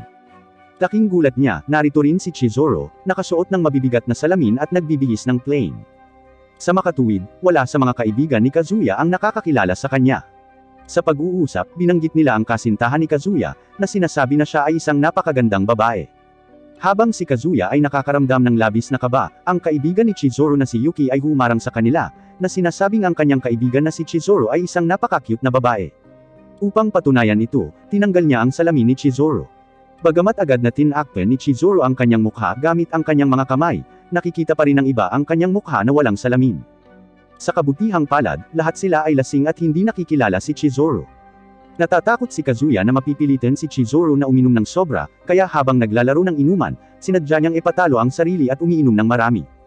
Dahil siya ang palaging unang nagpapakita ng mga kapintasan, hindi na kailangan ni Chizuru na lumahok sa laro, pinapanood lang siyang umiinom. Pagkatapos ng party, iniuwi ni Chizuru ang lasing na si Kazuya. Lasing na siya at magulo kaya hindi niya kayang iwan siyang mag-isa. Kaya naman, siya ay nananatili, nagtatanong sa kanya kung bakit niya siya tinulungan. Kahit na hindi matino, malinaw na ipinahayag ni Kazuya ang kanyang pagkakasala para sa kanya. Sa tingin niya ay ginugulo niya ang buhay nito, kaya dapat niya itong protektahan, kahit na ang kabayaran ng kanyang buhay. Si Chizuru ay labis na naantig sa mga salitang ito. Nang magising si Kazuya, nakalimutan na niya ang nangyari pagkatapos niyang malasing. Kinuha niya ang kanyang telepono, at nakita niya ang kanyang sarili na idinagdag sa isang chat group, kung saan ang mga miyembro ay ang lahat ng mga sumali sa social event kahapon, kasama si Chizuru. Dati, nakukontak lang ni Kazuya si Chizuru sa pamamagitan ng kanyang account sa trabaho, at ito ang unang pagkakataon niyang makuha ang pribadong account ni Chizuru. Tuwang-tuwa, gusto niyang idagdag siya kaagad sa listahan ng kanyang mga kaibigan, ngunit nag-aalangan siyang ma-reject. Samantala, tinitingnan din ni Chizuru ang personal na account ni Kazuya. Parang gusto niya rin siyang i-add. Hindi natin alam kung sa huli ay nag-add sila sa isa't isa, dahil dinadala tayo ng eksena kay Mami na pumupunta sa karaoke, kung saan nagtatrabaho si Kazuya. Natuklasan ni Ruka na si Mami ay dating kasintahan ni Kazuya, kaya napakaingat sa kanya. Sinadya niyang sabihin kay Mami na siya ang kasalukuyang kasintahan ni Kazuya, na humihiling sa kanya na layuan siya, na nakasorpresa kay Mami. Tinanong niya si Kazuya kung bakit siya mangungupahan ng isang kasintahan kung mayroon na siyang tunay. Nagmamadaling ipinaliwanag ni Kazuya na social practice lang iyon. Si Mami ay labis na nadismaya kay Kazuya at umalis sa karaoke. Sa pagbabalik, muli niyang naalala ang handbag na nakita niya sa lugar ni Kazuya. Ang handbag ay mature sa estilo, malamang na hindi pag-aari ng cute na batang babae na si Ruka. Noon nakita ni Mami si Chizuru, na nagkataong may hawak na parehong handbag. Nang makita ito, sigurado si Mami na nakikipag-ugnayan pa rin siya kay Kazuya.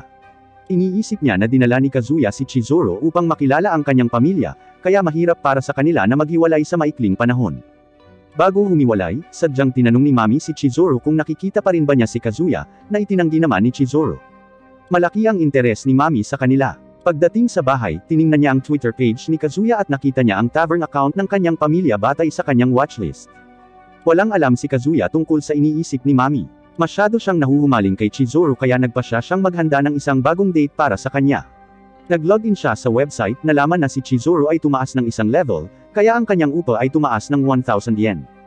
Upang matulungan si Chizuru na kumita ng mas maraming pera, nag-apply si Kazuya para sa kanyang renta gaya ng dati.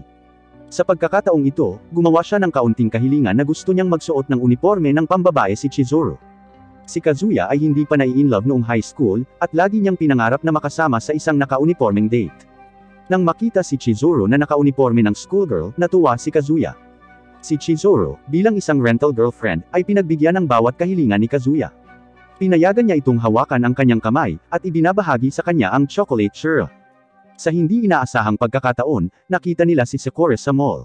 Hiyang-hiya si Chizuru sa kanyang outfit ngayon, hinihila si Kazuya para magtago kung saan. Nang hindi tumitingin si Sakura, sumugod sila sa masikip na game center. Isa sa mga plano ng pakikipag-date ni Kazuya ay ang kumuha ng litrato kasama si Chizuru. Kaya nang makita ang photo booth, niyaya niya si Chizuru na mag-shoot kasama niya. Si Chizuru ay profesional, sumasang-ayon sa kahilingan, at itinakda ang mode na maging couple. Pagkatapos ay sinunod niya ang mga senyas na yakapin si Kazuya, na sa wakas ay nakakuha ng mga larawan nila ni Chizuru. Ang huling bagay na sinubukan ay isang Ferris wheel. Nagulat si Kazuya, inanyayahan siya ni Chizuru na maupo sa tabi niya.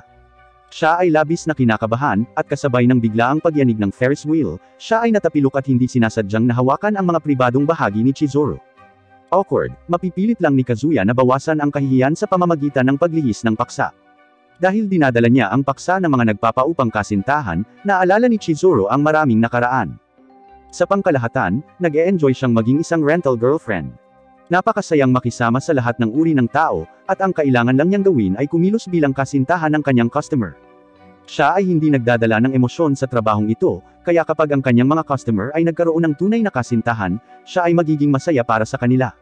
Pagkatapos sumakay sa Ferris wheel, binayaran ni Kazuya ang litratong kinuha nila sa entrance. Matatapos na ang date, habang sinasamantala ni Chizuru ang pagkakataon na sabihin kay Kazuya ang magandang balita na kamakailan lang ay kinuha niya ang isang maikling stage play, ngunit hindi pa siya humihinto sa kanyang trabaho bilang isang rental girlfriend. Masaya si Kazuya para kay Chizuru, at para din sa sarili niya. Ang karanasan ngayon ay parang panaginip para kay Kazuya, na labis na tumatak sa kanya. Noong huling bahagi ng Mayo, nakatanggap si Kazuya ng tawag mula sa kanyang lola para pag-usapan ang nalalapit na birthday party niya sa ika-1 ng Hunyo. Nagtanong din siya tungkol sa kaarawan ni Chizuru, na katatapos lang, kaya nagpa siya ang kanyang lola na ipagdiwang ang kanilang kaarawan ng magkasama. Sa kahilingan ng kanyang lola, inanyayahan ni Kazuya si Chizuru na pumunta sa kanyang bayan kasama niya. Gusto ni Chizuru, pero pupunta siya doon ng medyo late dahil may aasikasuhin siya bukas. Pagkatapos ng pag-uusap, sinabi niyang happy birthday kay Kazuya. Ang kanyang birthday wish ay labis na ikinatuwa ni Kazuya. Gayunpaman, ang kaligayahan ay hindi nagtatagal. Pagsapit ng hating gabi, tinawagan siya ni Ruka, at nalaman niyang sabay na pupunta sina Chizuru at Kazuya sa kanyang bayan, na ikinagalit niya ng husto. Noong ika-1 ng Hunyo, si Ruka ay nasa ibaba ng apartment ni Kazuya ng maaga sa umaga, at pilit na hinihiling sa kanya na isama siya. Umalis na walang ibang pagpipilian, maaari lamang pagbigyan ni Kazuya ang kanyang kahilingan, ipinakilala siya sa kanyang lola bilang isang kaibigan. Upang makuha ang pabor ng kanyang lola, si Ruka ay nagsimula ng isang pag-uusap at masigasig na kumilos. Nang makita ito, natarante si Kazuya, dahil nag-aalala siyang ilantad ni Ruka ang katotohanan na si Chizuru ay isang rental girlfriend. Ang masama pa nito, hindi nakadalo si Chizuru sa birthday party dahil masama ang pakiramdam ng kanyang lola. Nakipag-ugnayan siya kay Kazuya sa pamamagitan ng kanyang pribadong account at tumawag para ipaliwanag sa kanyang lola kung bakit hindi siya makakapunta. Gustong-gusto ng lola ni Kazuya si Chizuru, at ang marinig lang ang boses nito ay masaya na siya. Pagkatapos nito, iniabot niya ang telepono kay Kazuya, na hinihiling sa kanya na kausapin pa si Chizuru. Sa telepono, hiniling ni Kazuya kay Chizuru na huwag mag-alala, at kaya na niya ang mga bagay dito. Noon lang, biglang inagaw ni Ruka ang telepono, binalaan si Chizuru na layuan si Kazuya. Nang mapagtantong nandoon si Ruka, natakot si Chizuru na ilantad ng dalaga ang kanyang sikreto bilang inuupahang kasintahan. Pagkatapos ibaba ang tawag, sinabi ni Chizuru sa kanyang lola ang tungkol sa birthday party. Sa hindi inaasahan, sa sandaling marinig ng kanyang lola ang pangalan ni Kazuya, siya ay naging masigla at hinimok si Chizuru na umalis doon sa lalong madaling panahon. Sa pagkumpirma sa kalagayan ng kanyang lola, si Chizuru ay nagmamadaling pumunta sa bayan ni Kazuya. Pagdating sa party, si Chizuru ay malugod na tinanggap ng lola ni Kazuya. Si Chizuru ay napakaraming kaalaman tungkol sa mga tradisyonal na kaugalian at mga kagustuhan ng mga matatanda, na minahal ng pamilya ni Kazuya pagkatapos niyang lumitaw. Gayunpaman, hindi nasisiyahan si Ruko sa appearance ni Chizuru. Siya ang pinaka nagmamahal kay Kazuya, ngunit mas gusto ng kanyang pamilya si Chizuru. Hindi gustong matalo kay Chizuru, sinamantala ni Ruko ang pagkakataon na pumunta si Kazuya sa banyo para puwersahang halikan siya, na ipahayag ang kanyang pagmamahal. Hanggang sa makarinig sila ng papalapit, binitawan ni Ruko si Kazuya. Napagtanto niya na medyo wala siya sa linya, ngunit hindi niya pinagsisisihan ang paghalik kay Kazuya. Pagbalik nila sa party, nag-alok ang lola ni Kazuya na ibigay kay Chizuru ang ancestral ring. Nagseselos si Ruko kaya palihim niyang hiniling kay Kazuya na pigilan ang kanyang lola. Pagkatapos mag-isip tungkol dito, nagpa siya si Kazuya na sabihin sa kanyang lola na hiwalay na sila ni Chizuru. Ngunit bago niya ito sabihin, si Chizuru ay biglang nakatanggap ng tawag mula sa ospital, na ipinaalam na ang kanyang lola ay hinimatay. Kaya naman, sinuspinde ni Kazuya at ng kanyang lola ang party at sinamahan si Chizuru sa ospital. Sa kabutihang palad, hindi masama ang kalagayan ng lola ni Chizuru. Ngunit kasabay ng pakiramdam ni Chizuru na nakaka-relax, ang doktor ay may seryosong pakikipag-usap sa kanya.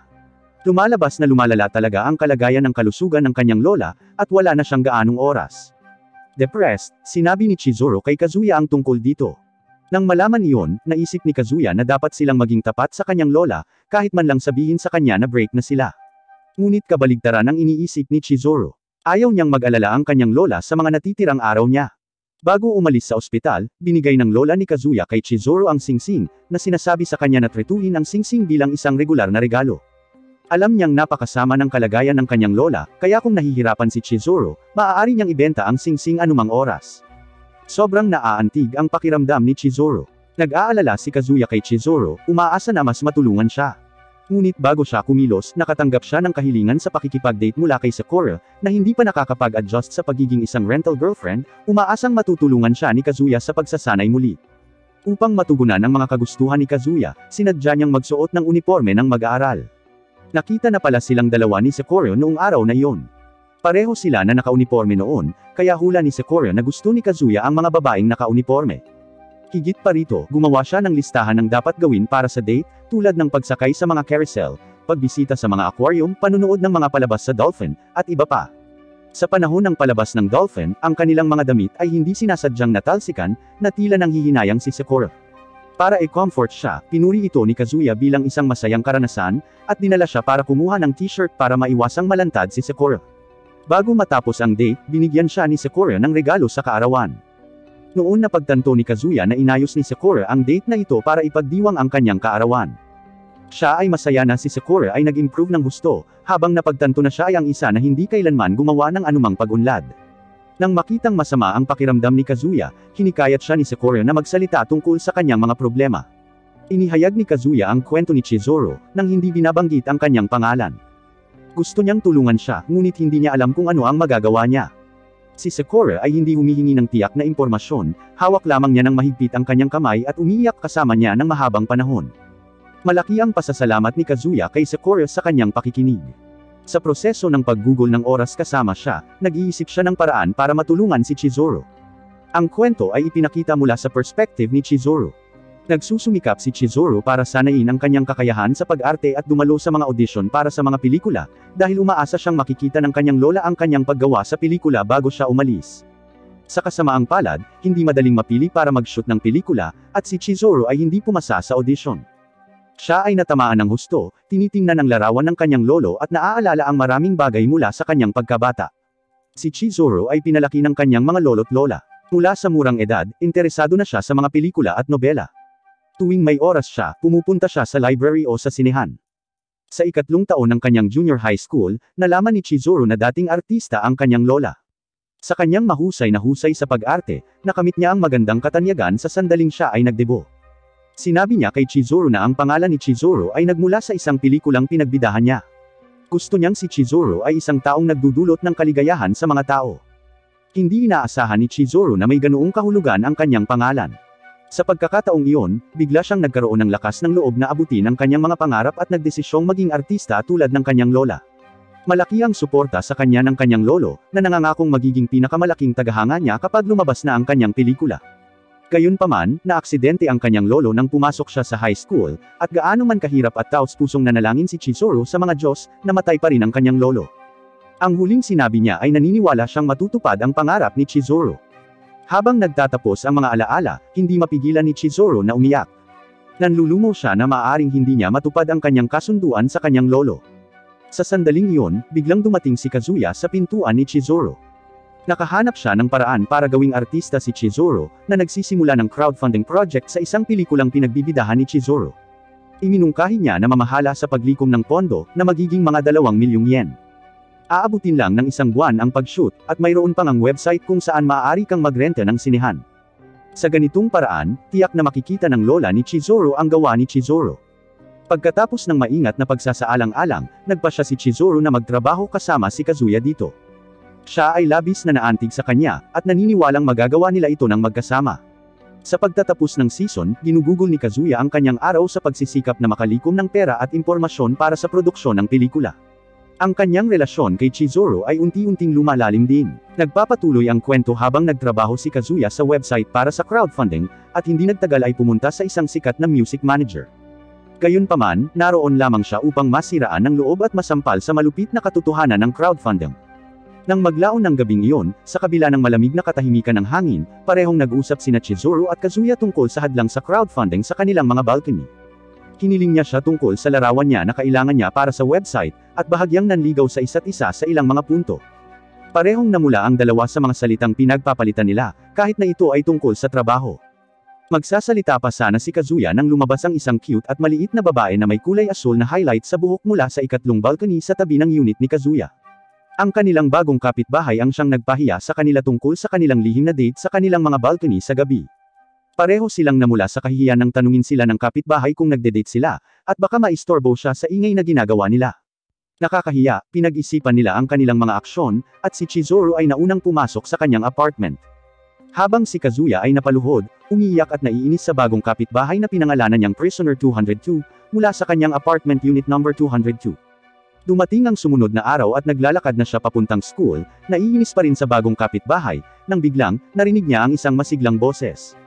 Sinundan ng kanyang mga mata ang paghahanap sa boses nang makita niya ang kapitbahay, si Prisoner 202 mismo. Agad siyang nagtago sa likod ng information board, ngunit huli na ang lahat. Agad niya itong nakilala na naging dahilan ng maayos nilang pag-uusap ng magkaharap.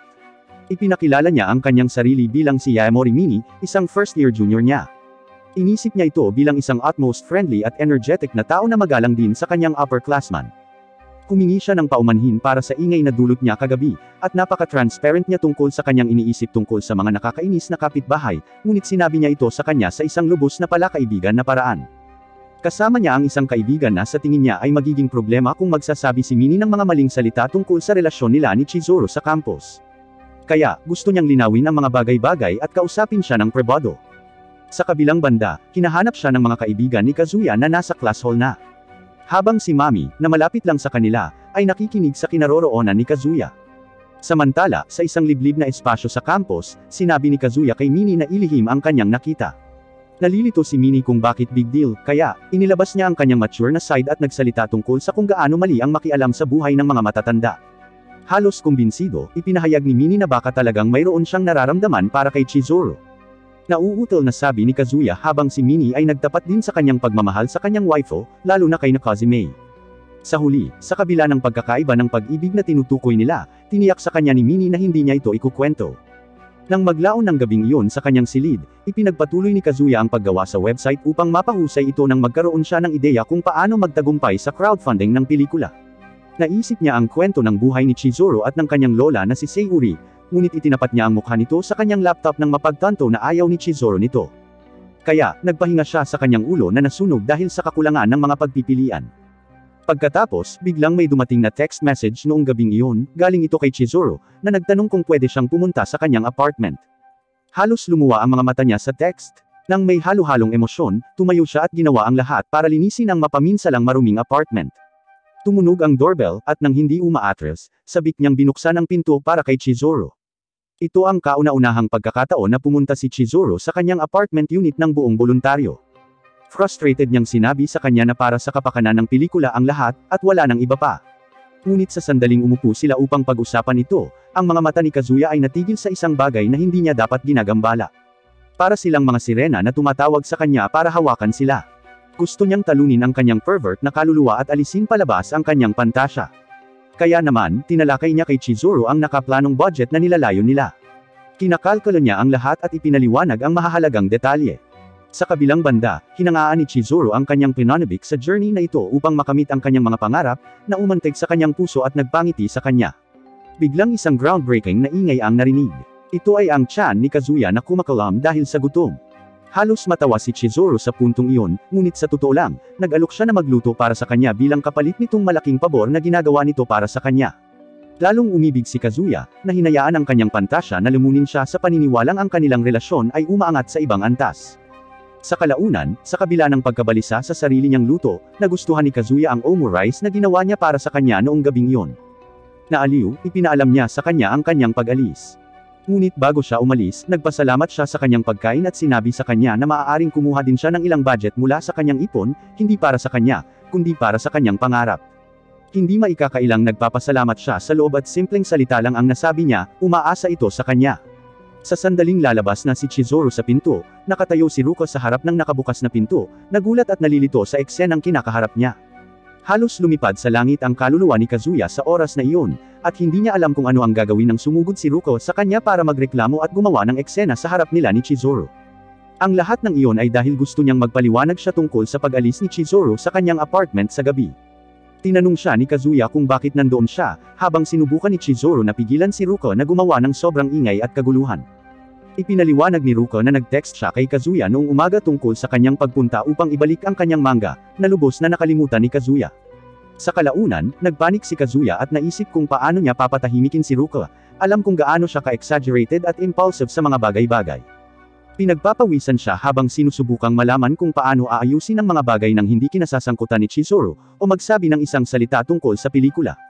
Di nagtagal, nagpasya si Chizuru na alisin si Ruko sa kanyang pagtantrum, at sinabi sa kanya ang totoong setup na nangyayari. Agad na tumahimik si Ruko at dumiretso sa loob ng apartment ni Kazuya. Tumingin si Kazuya kay Chizuru na may pag-aalala kung talagang ibabahagi niya ito kay Ruko. Tumango siya, tiniyak kay Kazuya na ayos lang siya dito. At kaya, parehong nagsalita tungkol sa pelikula kay Ruko, na sa huli, gustong tumulong sa pag-unlad nito. Gayunpaman, ang kanyang kasunduan ay sasama lamang siya sa pagtulong lamang sa isang kaibigan. Ang kanyang pakikilahok ay may mga termino, kung saan kailangan naroon siya saan man sila magkita para sa pelikula, dahil naniniwala siyang siya ang opisyal na kasintahan ni Kazuya. Samantala, sa pangunawa ni Kazuya, si Ruko ay isang magandang babae lamang na ayaw niyang bigwan o masaktan. Sa huli ng gabing iyon, tinanong ni Ruko si Kazuya, at ito ay nakawawasak na tanong. Kailangang pumili ni Kazuya kung alin ang mas maganda at mas masarap sa pagitan ng omu rice ni Chizuru at sa curry ni Ruko. Sa sobrang lohikal na pag-iisip, kinailangan niyang iwasan ang labis na kaguluhan at piliin ang curry ni Ruko upang pigilan siya sa pag-atake kay Chizuru. Kinabukasan, muling nakipagkita si Kazuya sa sikat na music manager para i-screen ang website. Sa malaking tagumpay, nakatanggap si Kazuya ng go signal mula sa manager na i-publish ang pinahusay na website para simulan ang crowdfunding. Sa kabilang banda, binisita ni Chizuru ang kanyang lola para itanong sa kanya ang tanong na bumabagabag sa kanya simula kagabi. Naantig, hindi niya inaasahan na ang kanyang lola ay bumoto ng tunay para kay Kazuya bilang isang mahusay na kapareha para sa kanya sa kabila ng kanyang kakulangan at mga imperpeksyon. Iniisip pa niya ito hanggang sa pauwi habang naglalakad siya. Si Kazuya, na pauwi na ay kumakaritas, sabik na sabihin ang good news kay Chizuru, at nakita ng mga mata niya ang hinahanap niya. Lalong nagliwanag ang kanyang mukha nang makita si Chizuru at agad na sinabi sa kanya ang tungkol sa balita. Ang tanging natanggap niya ay mga simple na sagot mula kay Chizuru habang nag-navigate ito sa kanyang apartment unit na may malalim na iniisip. Nalito nito si Kazuya at napapaisip siya habang pinapublish niya ang website. Dahil dito kinabukasan, nabigla siya sa mga resulta ng crowdfunding na umabot sa hindi inaasahang halaga sa magdamag. Masigla siyang lumabas ng pinto ng kanyang apartment, at sa perpektong oras, nasa labas si Chizuru nang ipahayag niya ang mahusay na tagumpay. Gayunpaman, hindi naantig si Chizuru, o itinatago lang niya ang sigasig, sa likod ng bagay na wala pa ring tamang script para sa pelikula. Sa pagpapahayag ng ganoong pag-aalala, ginising si Kazuya pabalik sa realidad, habang umalis si Chizuru at iniwan siya. Sa hapon, naglakad si Ruko kasama si Kazuya at tinalakay ang mga problema sa script. Agad na nag-ambag si Ruko ng isang pwedeng source na agad na tinignan ni Kazuya noong gabi. At sa kabila nito, nahirapan siyang maghanap ng tamang script na pinakaangkop para sa pelikula, kay Chizuru at sa tema. Kaya, sinadya niyang maalis muna ang kanyang gutom at magpahinga muna sa paghahanap. Nang makalabas na siya ng unit, may kamay na humawak sa kanya sa loob ng isang kwarto. Ito ay si Minnie, na nakasuot ng mature set ng mga damit na kanyang kino-cosplay para maging isang mature na babae. Si Kazuya na may pinakamaliit na kontrol sa kanyang mga pantasya, ay halos mabulunan para makatakas sa gayong tukso. Agad na humingi ng paumanhin si Minnie sa ginawa, at hindi nagtagal ay ipinakita kay Kazuya ang video na kinuha niya sa kaguluhang ginawa ni Ruka kagabi. Parang magugunaw na ang mundo, desperadong nakiusap si Kazuya kay Minnie na tanggalin ang video.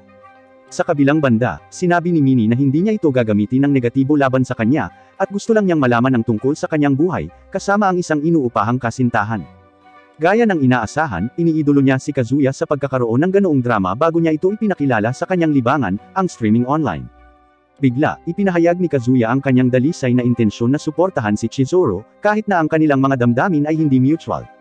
Natigilan siya at namumula na parang kamatis na sobrang hinog, nang sabihin sa kanya ni Minnie na gusto rin siya ni Chizuru. Hindi siya makapaniwala kahit bumalik siya sa kanyang silid. Naisip niya ang bawat maling akala tungkol sa sinabi ni Minnie sa kanya, at umaasa na marahil, nagustuhan din siya ni Chizuru kahit kaunti. Sa kalagitnaan ng kanyang huling klase, umiiyak si Kazuya sa script na binabasa niya. Sa wakas ay natagpuan niya ang script na pinakaangkop sa pelikula at pinaplano niyang ipakita ito kay Chizuru para sa kumpirmasyon. Agad siyang nakauwi at nakasalubong si Chizuru sa daan. Ibinahagi niya sa kanya ang isang kopya ng script, para suriin niya ito at kumpirmahin na talagang maganda ito para sa pelikula. Nang maglaon, ibinagsak ni Kazuya ang kanyang sarili sa kanyang kama, pagod at nag-aalala tungkol sa hatol ni Chizuru tungkol sa script na pinili niya, na iniyakan pa niya sa klase. Habang lalo siyang nabalisa, mas napagtanto niyang si Chizuru ay tumatakbo sa isip niya buong araw. Ito ay dahil sa sinabi sa kanya ni Minnie kahapon na nagpasigla sa kanyang mga maling akala at pag-asa tungkol sa posibleng pag-ibig ni Chizuru. Sa pagbabalik sa realidad, muli siyang nag-alala tungkol sa script, at mas nabalisa tungkol dito hanggang sa hindi niya napansin na nakatulog na siya. Sa kabilang unit ng apartment, kumbinsido si Chizuru na ang script ay talagang perpekto para sa pelikula, at pinuri si Kazuya sa loob bago i-text sa kanya ang kumpirmasyon nito. Kasunod nito, nagising si Kazuya na may isang text mula kay Chizuru, na pumayag na sumama sa napiling script para sa pelikula. Sa sobrang ginhawa at maraming emosyon, ang mga luha ni Kazuya ay nakatakas sa kanyang mga mata habang ipinagdiriwang niya ang kanyang mga personal na tagumpay sa pag-ambag sa produksyon ng pelikula. Dumating ang isa pang araw, si Chizuru, na napansin ng lahat ng tao sa paligid ang kanyang presensya, ay naghintay kay Kazuya sa lugar kung saan sila nagplanong magkita. Nang makalapit si Kazuya sa kanya, nadismaya ang mga tao sa pag-aakalang siya ang partner ni Chizuru. Hindi nagtagal, pinuntahan nilang dalawa ang upperclassman ni Kazuya, na magiging filmmaker ng pelikula. Pinuri ni Tabose si Chizuru para sa kanyang kagandahan at determinasyon na gawin ang mga komplikado at abalang gawain. Nang matapos ang pulong, maghihiwalay na sana silang tatlo, nang bumuhos ang malakas na ulan. Mabilis, at walang pag-aalinlangan, nagboluntaryo si Kazuya na bumili ng payong at mabilis na tumakbo, naiwan ang dalawa sa likod upang maghintay. Pagkatapos ng maikling umuugong na katahimikan, nagsalita si Tabuse tungkol sa kasabikan ni Kazuya na kumbansihin siya na gawin ang pelikulang ito, hanggang sa punto ng pagpapahayag ng kanyang dedikasyon sa pagpapanatili kay Chizuru sa kanyang tabi, at pagkamit ng kanyang layunin. Si Chizuru ay umalis sa kanyang magkahiwalay na daan nila ni Tabuse, at hinila ang sarili. Mas determinado siyang magsumikap hindi lamang para sa kanyang lola at sa kanyang mga pangarap, kundi pati na rin na magtrabaho ng 2 beses ng mas mahirap kaysa kay Kazuya. Samantala sa kanyang apartment unit, halos mawala ng malay si Kazuya habang kausap ang sikat na manager tungkol sa unti-unting paghina ng crowdfunding progress. Siya ay nahaharap sa isang malaking suliranin tungkol sa pagkawala ng mga backer sa unang 3 linggo pagkatapos may publish ang website. Hinihila niya ang kanyang buhok na sinusubukang lutasin ang problemang ito ng mag-isa. Nang mababaliw na sana siya, tumunog ang doorbell niya at napabalikwas siya sa realidad. Sa likod ng pinto ay si Minnie, na patuloy na tinatawag siyang master, na humihingi ng update sa kanyang pag-unlad kay Chizuru. Hindi sinasadyang pinayagan ni Kazuya si Minnie na makapasok sa kanyang apartment, habang hinahampas siya nito ng napakaraming tanong at ingay. Sa totoo lang ay hindi niya alam kung ano ang gagawin kay Minnie sa puntong iyon, ngunit si Minnie ay persigido. Hindi bababa sa inaasahan ni Kazuya, nalaman ni Minnie ang tungkol sa website, at ito ay nagdulot sa kanya ng mas pagkabaliw. Nagpapanik siya tungkol sa mga pinaghalong dilema na kailangan niyang tiisin sa kasalukuyan, ngunit sa kabutihang palad, may kadalubhasaan si Minnie sa crowdfunding. Sinabi niya sa kanya na ipadala ang URL sa kanya para magawa niya ito sa loob ng isang silid habang mabilis na lumipas ang oras. Mabilis na dumating ang gabi at kumatok si Minnie sa pintuan ni Kazuya at tinanong siya kung gusto niya talagang magtagumpay ang pelikula. Nagpatawag siya ng isang madiskarteng pagpupulong kina Kazuya, Ruka, at Chizuru. Gaya ng inaasahan, nagkagulo at nagreklamo si Ruka tungkol kay Minnie na inakala niyang ibang babae na nililigawan ni Kazuya. Nilinaw ni Minnie na ang kanyang relasyon kay Kazuya ay platonic, at agad na inilipat ang talakayan sa isang seryosong strategic plan, kung paano makakuha ng atensyon mula sa mga backer at magtagumpay sa crowdfunding. Inatasan ni Minnie si Kazuya na itaas ang plugging at promosyon ni Chizuru sa mga tao, sa pamamagitan ng sikat na manager. Si Chizuru ay naatasan na maghanap ng ilang mga ari-arian na hindi na niya ginagamit o kailangan, para sa mga bagay na maaari nilang ibenta at dagdagan ang mga pondo, habang si Ruka ay naatasan na magdisenyo ng mga flyer na ipapamahagi para sa promosyon ng pelikula. Hiniling ni Minnie sa grupo na ituloy ang pelikula ng may mataas na pag-asa. Si Ruka ay gumawa ng sapat na kontribusyon sa kanyang sarili sa pamamagitan ng pagdidisenyo ng mga flyer na madaling ipamahagi sa mga tao sa pamamagitan ng kanyang mga alindog. Sa kabaligtaran, nakakaawa na nahihirapan si Kazuya sa pamamahagi ng mga flyer ng mag-isa kinabukasan. Nang walang babala, nang si Kazuya ay malapit ng sumuko, nakita niya si Sakura mula sa malayo. Tahimik na lumapit sa kanya si Sakura na may sapat na pag-usisa upang hayaang magpaliwanag si Kazuya tungkol sa mga flyer. Ang kanilang pagtatagpo ay may higit na kahalagahan dito kaysa sa inaasahan niya, nang magbukas siya tungkol sa kanyang dedikasyon, na hindi sumuko pagdating kay Chizuru. Nang napagtanto niya sa lalong madaling panahon kung ano ang ibinahagi niya, humingi siya ng tawad kay Sakura dahil sa pagiging cringy nito, ngunit lalo lang itong humahanga kay Kazuya. Kaya, sa halip na kumain kasama ang kanyang tatay, tinulungan niya itong ipamahagi ang mga flyer bago ang anumang bagay sa kanyang schedule. Naantig nito ang puso ni Kazuya sa malalim na antas na nagtulak sa kanya na magsikap pa para kay Chizuru. Kasabay nito, pinahintulutan ni Chizuru si Minnie na tingnan ang kanyang mga gamit sa apartment, para tingnan ang mga bagay na kailangan nila para sa merchandise na kanilang pipiliin para kuhanin ang interes ng mga tagahanga o taga-suporta. Isang bata si Minnie na agresibong lumaban para lang tingnan ang mga damit na panloob ni Chizuru, ngunit natalo pa rin. Sa isang seryosong tala, itinuon ni Minnie ang mga pag-aari na pareho nilang nakalap at kinuhanan ng mga larawan ng bawat item, upang magsimula sa mga disenyo at pag-post ng mga paninda. Nang magdesisyon silang dalawa na magpahinga, inabutan ni Chizuru si Minnie ng isang choco drink bago sila umupo sa harap ng mga bagay na nakolekta nila. Bago pa man makasipsip o makainom ng maayos si Chizuru, nag-open na si Minnie tungkol kay Kazuya bilang boyfriend. Halos mabulunan si Chizuru at mamula ng husto. Pulang-pula ang mukha niya sa naisip. Gayunpaman, ipinagkibit-balikat niya ang ideya at patuloy na tinatanggihan ang mga salita ni Minnie tungkol sa pagmamahal ni Kazuya para sa kanya, at ipinaliwanag niya kung paano ang mga aksyon ni Kazuya ay nagsasalita ng labis tungkol sa kanyang damdamin at paggalang kay Chizuru upang kumbensihin siya tungkol sa kanyang mga intensyon. Gayunpaman, tumanggi si Chizuru na maniwala sa kanya.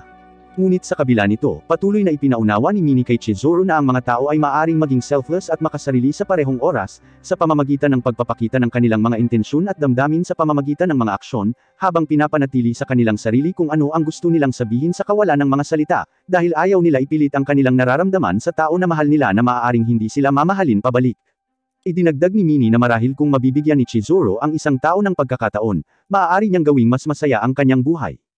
Kaya, ang mga salita ni Minnie ay nakaantig sa isang pangunahing alaala ni Chizuru na nagtulak sa kanya na isipin ito. Ipinagtapat ni Minnie kay Chizuru na in love si Kazuya sa kanya. Gayunpaman, tinapos ni Chizuru ang paksa nang sabihin niya kay Minnie na walang kabuluhan na pag-usapan ang nararamdaman ni Kazuya nang wala siya, habang siya ay tumayo at bumalik sa trabaho. Lumipas ang mga oras at sumapit ang gabi nang nagpasya si Minnie na umuwi. Sa kabila ng nasa labas ng pintuan ni Chizuru, inulit niya ang mga gawain na dapat niyang gawin sa bahay at huminto para magsalita saglit. Mula sa mabilis na sandali, nagsalita ulit si Minnie para bigyang katwiran ang punto niya kanina tungkol kay Kazuya. Sinabi niya kay Chizuru na ang kanyang dedikasyon na umabot sa ganoong sitwasyon at gumawa ng ganoong gawain tulad ng pagsuporta kay Chizuru sa kanyang mga pangarap, o para sa kanyang lola, ay hindi makapagbibigay katwiran sa gawaing ginawa niya. Nagdulot ito ng napakatamis na ngiti sa mukha ni Chizuru, at sa eksaktong oras, kinunan siya ng litrato ni Minnie bago umalis si Minnie at pumasok sa kanyang apartment unit. Gayunpaman, nang isasara na ni Chizuru ang pinto, nakita niya si Kazuya na namumula ang mukha. Narinig niya talaga ang pag-uusap nila ni Minnie, kaya nauutal siya ng pag-usapan ng tungkol sa mga update sa listahan ng rekomendasyon ng pelikula. Sa isang malakas na pagpintig ng puso, pinuri ni Chizuru si Kazuya sa isang monotone na boses at agad na isinara ang kanyang pinto. Ang ganitong kilos ay ikinadismaya ni Kazuya na para bang naaabala siya minsan, ngunit kailangan niyang maging busy para sa pag-usad ng pelikula. Sa kalaunan, kinailangan niyang pumasok sa paaralan sa umaga sa kabila ng pagod niya, at kung gaano siya nag-aalala sa pagtrato ni Chizuru. Gayunpaman, isasantabi muna niya ito nang biglang sumulpat si Minnie. Sinimulan niya ang pakikipag-usap kay Kazuya hanggang sa nakita niya itong nagmumukmak sa sahig. Ipinahayag niya ang kanyang mga damdamin tungkol sa kung ano ang bumabagabag sa kanya, at pinangunahan sila na pag-usapan ang tungkol sa sinabi ni Minnie kay Chizuru kagabi. Para bang iniwan ng kanyang kaluluwa ang kanyang katawan, nakagambala ito kay Kazuya at gumulong sa kalsada. Ipinagtapat ni Minnie ang tungkol sa kanyang labis na emosyon na naging dahilan upang sabihin niya kay Chizuru na mahal siya ni Kazuya. Bagamat hindi maitatanggi ang kanyang damdamin, sa huli ay namatay siya mula sa ideya na si Chizuru ay nagsawa sa kanya at nawala ng pag-asa para sa kanyang pag-ibig. Gayunpaman, nagpatuloy siya sa paglalakad at pagpasok sa paaralan. Sa gabi, in-update ni Chizuru sina Minnie at Kazuya ng ilang magandang balita tungkol kay Yumi, isang sikat na aktor na kilala niya.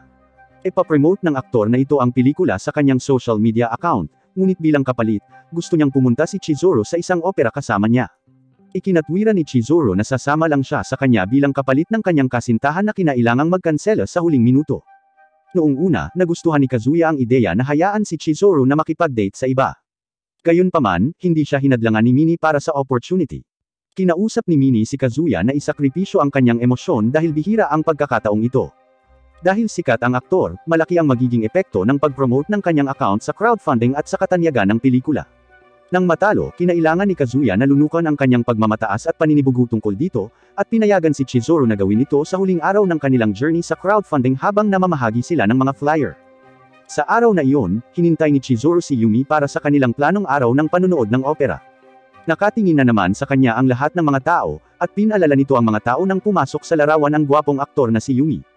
Sinimulan ni Yumi ang pakikipag-usap kay Chizuru habang naglalakad sila patungo sa lokasyon ng opera. Pagkatapos ay ipinasok niya si Kazuya bilang kanilang paksa at napansin kung gaano kasigla ang pagkukwento nito tungkol sa kanya. Sa kabaligtaran, medyo nalungkot si Kazuya dahil iniisip niya ang tungkol sa date ni Chizuru sa araw na iyon. Si Ruka na napansin ang kanyang kalagayan, ang nagudyok sa kanila na ipagpatuloy ang pagsisikap para kay Lola Sayuri. Ito ang nagtulak sa kanya na isantabi ang nakakabagabag na pakiramdam at nagsimulang mamahagi kasama si Ruka, na labis na nagsusumikap para sa kanilang lahat ngayon. Sa kalagitnaan ng pamamahagi, nagpasalamat siya kay Ruka sa pagbibigay sa kanila ng tulong para magtagumpay ang movie crowdfunding. Samantala, natapos na ang opera, at patuloy na nagsasalita si Chizuru tungkol sa kung gaano kahusay ang dula. Nawala siya sa katahimikan, at nagsalita sa sandaling iyon, na nagpangiti kay Yumi. Huminto si Yumi sa paglalakad para sabihin kay Chizuru ang totoo tungkol sa araw na ito. Nakipag-hiwalay siya sa kanyang kasintahan ilang linggo na ang nakararaan, at hindi natuloy ang pagsasabi kay Chizuru ng ganoong balita hanggang sa panahong iyon. Napansin ni Chizuru ang kanyang mga salita kahit noong nakaraan pa. Inamin ni Yumi na gusto niya ang mga taong tulad ni Chizuru, at tinanong siya kung maaari niya itong isama sa hapunan. Nagtaas ito ng tensyon sa pagitan nilang dalawa, habang ang isip ni Chizuru ay nasa isip kung gaano niya kagusto na umalis kaagad para tulungan ang kanyang mga kaibigan na mamigay ng mga flyer para sa pelikula. Kaya magalang, tinanggihan niya ang alok ni Yumi, hindi alintana kung mananatili itong tapat sa kanyang mga salita sa promosyon o hindi. Aalis na sana siya, nang tanungin niya ito ng isang bagay.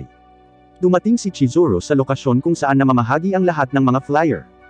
Naalala niya pabalik ang tanong ni Yumi, kung nagustuhan niya si Kazuya, at naisip niya na sasabihin niya rin sa kanya ang parehong sagot, na hindi niya gusto si Kazuya bilang isang manliligaw, at hindi niya gusto si Yumi sa parehong paraan. Gayunpaman, nanatili si Yumi sa kanyang mga salita, sa kabila ng pagtatanong ni Yumi sa kanyang sarili kung ano ang kanyang ginagawa. Sa wakas, nakita ni Kazuya si Chizuru sa isang maginhawang loob, at halo-halong emosyon ang bumalat sa kanya.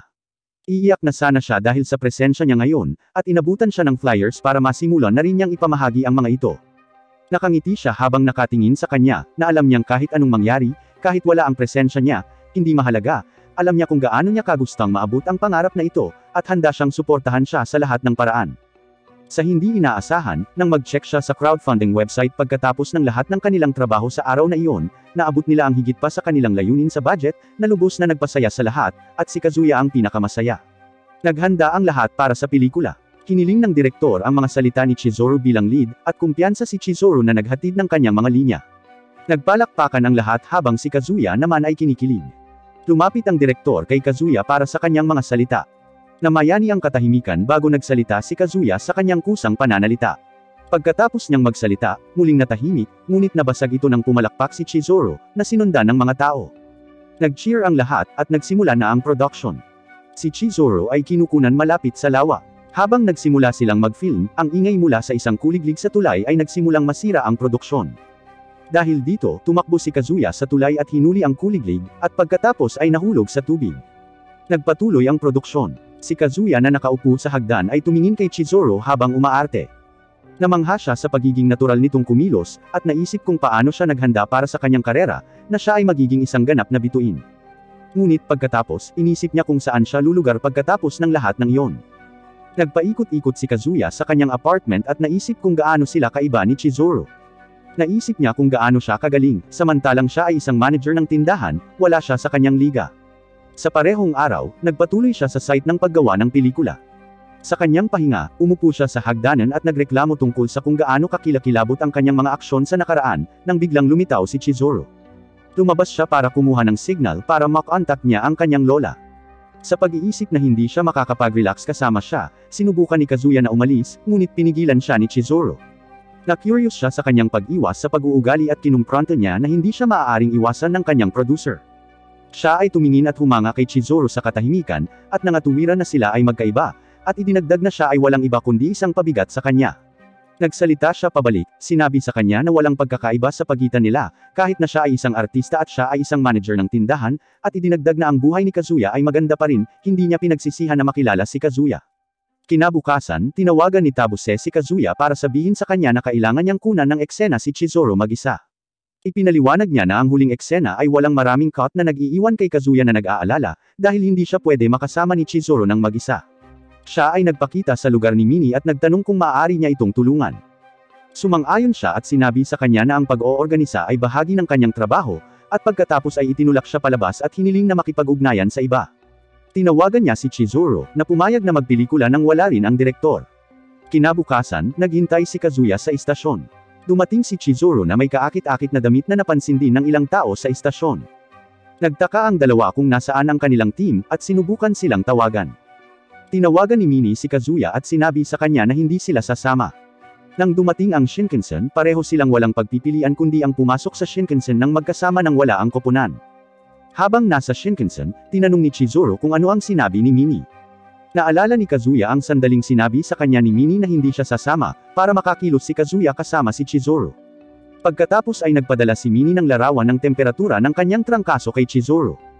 Tinawagan ni Ruko si Kazuya, tinanong kung ano ang ginagawa niya, dahil sinabi ni Minnie sa kanya na nakansela ang shooting dahil sa kanyang trangkaso. Wala siyang kasama kundi si Chizuru.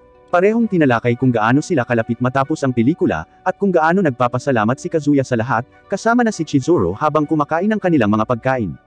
Nakarating na sila sa Yama Station. Habang hinahanap ni Kazuya ang hintuan ng boss, tinawag siya ni Chizuru at sinubukang magsabi ng isang bagay ngunit ipinagkibit balikat ito sa halip, iniwan si Kazuya na nalilito. Dumating sina Chizuru at Kazuya sa Madarao Resort Hotel. Tumingin si Chizuru sa paligid ng hotel at natuwa siyang makakita ng magandang tanawin mula sa lobby. Samantala, natarante si Kazuya tungkol sa hindi nasabi ni Chizuru na iniisip. Nilapitan niya ito at tinanong kung may sakit ba siya sa pagsakay sa bus dahil hindi siya maayos. Dumating ang receptionist at sinabi sa kanila na maaari silang mag-check-in. Pareho silang natarante nang bigyan sila ng receptionist ng isang solong susi, dahil si Minnie ay nagpareserba lamang ng isang silid para sa 2 tao. Sinubukan ni Kazuya na mag-book ng isa pang kwarto, gayunpaman, kinuha ni Chizuru ang susi at umalis. Parehong dumating sa silid na nakabook para sa kanila, at iniwan ang kanilang mga gamit habang binabalak nilang ma-scout ang lugar. Natagpuan nila ang kanilang lugar, at nagsimulang mag-record ng isang clip. Pagkatapos, bumalik ang dalawa sa kanilang kwarto. Pinag-aaralan ni Kazuya ang script at mga clip mula sa video nang biglang lumabas si Chizuru mula sa isang panlabas na paliguan. Namula ulit si Kazuya. Pareho silang lumabas at inayos ang lugar, kung saan nagsimula silang mag-record ng Starry Night scene. Bago magsimula ang recording, kinausap ni Chizuru si Kazuya tungkol sa isang bagay na gusto nitong sabihin sa kanya kanina. Ipinapalagay niya na aaminin niya ang kanyang pagmamahal sa kanya. Pero umamin pala si Chizuru kung gaano siya kasaya na iminungkahi niya na gumawa sila ng pelikula, at inilaan niya ang kanyang karera sa kanyang lolo. Pareho silang nagsimulang magtrabaho sa pelikula, at napaluha si Kazuya nang mapagtanto niya kung gaano kasaya silang dalawa. Nagtungo si Kazuya sa panlabas na paliguan, at nag-space out na iniisip si Chizuru. Matapos ang kanyang walang katapusang pag-iisip tungkol sa kanya, bumalik siya sa silid, at natagpuan siyang nakatago at natutulog. Naisip niya kung gaano siya pagod, kaya napagpasyahan niyang matulog na rin. Nang maglaon, tinitigan ni Chizuru si Kazuya, at inisip ang tungkol sa kanyang lolo, na sinasabi sa kanya na may darating upang maging haligi ng kanyang suporta. Nagtaka tuloy siya kung bakit nahihirapan siyang matulog. Kinaumagahan, naligo si Chizuru sa pag-iisip kung bakit hindi siya nakatulog ng maayos kagabi. Pareho silang nag-check out sa hotel, at sumakay sa bus patungo sa istasyon ng tren. Napag-usapan nila kung gaano kasaya ang pamamalagi na ito, hanggang sa huminto si Chizuru na nagsabing maganda sana na magdala ng totoong girlfriend sa resort. Tinanong niya siya tungkol kay Ruka, at ipinaliwanag niya na siya ay isang magandang babae, ngunit naisip niya na mas gusto niya si Chizuru. Nalungkot si Kazuya sa katotohanang natapos na ang shooting, at hindi na siya makakasama ni Chizuru gaya ng dati. Sinimulan niyang ipahayag ang kanyang pasasalamat kay Chizuru, nang bigla itong nakatulog sa kanyang balikat. Nagsimula siyang mabalisa. Pagkatapos ay napagtanto niya kung paano maaaring pagod na pagod si Chizuru pagkatapos ng maraming pasanin sa kanyang mga balikat, at ipinahayag ang kanyang pagmamahal para sa kanya at sa kanyang mga iniisip, habang sinusubukang kontrolin ang mga ito. Pagdating pa lang nila sa Yama Station, pareho silang nagulat nang biglang sumulpot si Ruka. Pinilit niyang matulog kasama niya sa iisang kwarto at gawin ang mga bagay na ginawa nila ni Chizuru. Tumanggi si Chizuru na magsabi ng anuman tungkol sa paglalakbay at pumunta sa banyo. Habang nasa loob, nakita niya ang sarili niyang nakatitig sa salamin, at namula siya nang maalala niyang nakasandal siya sa braso ni Kazuya habang nasa bus sila. Nagtatalo pa ang dalawa sa labas tungkol sa biyahe, hanggang sa sinabi sa kanya ni Kazuya na nauubusan na sila ng pondo, at iba ang plano niya sa gabing yon. Nais ni Ruka na ibigay niya ang gusto niya sa ika-26 ng Agosto, ang kanyang kaarawan. Ika-26 ng Agosto noon, at matatapos ang pelikula sa Setyembre, biglang lumitaw si Ruka sa apartment ni Kazuya at nag-pop ng party popper, sinabi niya sa kanya na mag-swimming sila. Pagkatapos ay pareho silang nasa isang resort kung saan naisip ni Kazuya kung ano talaga ang gusto ni Ruka. Naisip niya ang napakaraming bagay kabilang ang isang halik, at isang bagay na higit pa sa isang halik. Ipinagkibit-balikat niya ang pag-iisip at natagpuan ang sarili na nakatitig kay Ruka na nakabikini sa harapan niya. Sa sandaling nasa pool na ang dalawa, sinimulan niyang tanungin ang sarili kung ano ang nakita nito sa kanya, gayong napakaraming naaakit sa kanya. Tumakas siya sa eksena habang nangangatuwiran ito para sa isang pahinga sa banyo. Maya-maya, naghahapunan ang dalawa nang tanungin ni Ruka si Kazuya tungkol sa kanyang regalo. Tahimik niyang sinabi na wala siyang nadala, baka magkamali siya ng iniisip. Nag-exaggerate si Ruka, ngunit kalaunan ay lumabas silang dalawa para mamasyal sa tabing dagat. Napagtanto ni Kazuya na ang lugar kung saan sila tumatambay ay puno ng mga mag-couple. Nalaman ni Kazuya na si Ruka ay nagplano ng sitwasyon. Humingi ng paumanhin si Kazuya noon para sa abala na naidulot niya kay Ruka, ngunit ipinaliwanag niya ang kanyang panig, na nagsasabing gusto niya ng prinsesa na pagtrato sa kanyang kaarawan. Nakipag-usap din siya sa kanya tungkol sa Chow Line at Yamanote Line. Pinili ni Kazuya ang Chow Line habang ipinaliwanag niya kung bakit niya nagustuhan ang Yamanote Line. Kiniling niya sa kanya na huwag humingi ng tawad dahil masaya siyang gawin ang proyekto kasama ang lahat sa set. Pagkatapos ay iminungkahi niya na umalis sila sa lugar para hindi madumihan ang kanyang pantalon. Parehong lumayo sa dalampasigan at hiniling ni Ruka na magkahawak kamay. Dumaan sila sa isang mag-couple, partikular ang nobyo na nagbibigay ng regalo sa kanyang babae para sa kanilang anibersaryo. Huminto si Ruka sa paglalakad at sinabi kay Kazuya na gusto niya talaga ng regalo. Gusto lang niyang tawagin si Kazuya ng casual gaya ng mga kaklase niya sa paaralan. Pumayag naman si Kazuya. Pagkatapos ay tinawag siya ni Ruka ng paulit-ulit na Kazuya. Natagpuan ni Sakura si Chizuru na naglalakad patungo sa ospital. Binisita ni Chizuru ang kanyang lola at tinanong kung kumusta ang kanyang lola, at pinag-usapan kung gaano kaganda ang panahon sa kabila ng 70% na posibilidad ng pag-ulan sa forecast. Ibinahagi ng kanyang lola kung paano naulanan ang ina ni Chizuru sa tuwing dadalo siya sa mga kaganapan tulad ng araw ng kapanganakan ni Chizuru, araw ng pagtatapos, araw ng kasal, at lahat ng iba pang mahahalagang kaganapan. Pagkatapos ay sinabi ni Chizuru na mabubuhay siya ng mas mahaba kaysa sa kanyang lola, pagkatapos ay lumabas ng silid upang palitan ang tubig ng klorera. Nakasalubong niya si Sakura sa nurse station na may dalang bouquet ng bulaklak. Umupo siya kasama si Sakura at tinanong kung ano ang ginagawa niya sa ospital. Sinabi sa kanya ni Sakura na nakita niya si Chizuru na pumasok sa ospital, at na-curious siya, kaya nagdala siya ng mga bulaklak para sa lola ni Chizuru. Sinabi rin sa kanya ni Sakura na natutuwa siya na ang paggawa ng pelikula ay isang malaking tagumpay, at na ang pelikula ay hindi magiging matagumpay kung wala ang pagtutulungan ni Chizuru at Kazuya. Pag-cheer naman ni Sakura sa kanilang dalawa. Maya-maya, ipinakilala ni Chizuru si Sakura sa kanyang lola. Pagkaalis ni Sakura, tinanong siya ng lola ni Chizuru tungkol kay Kazuya.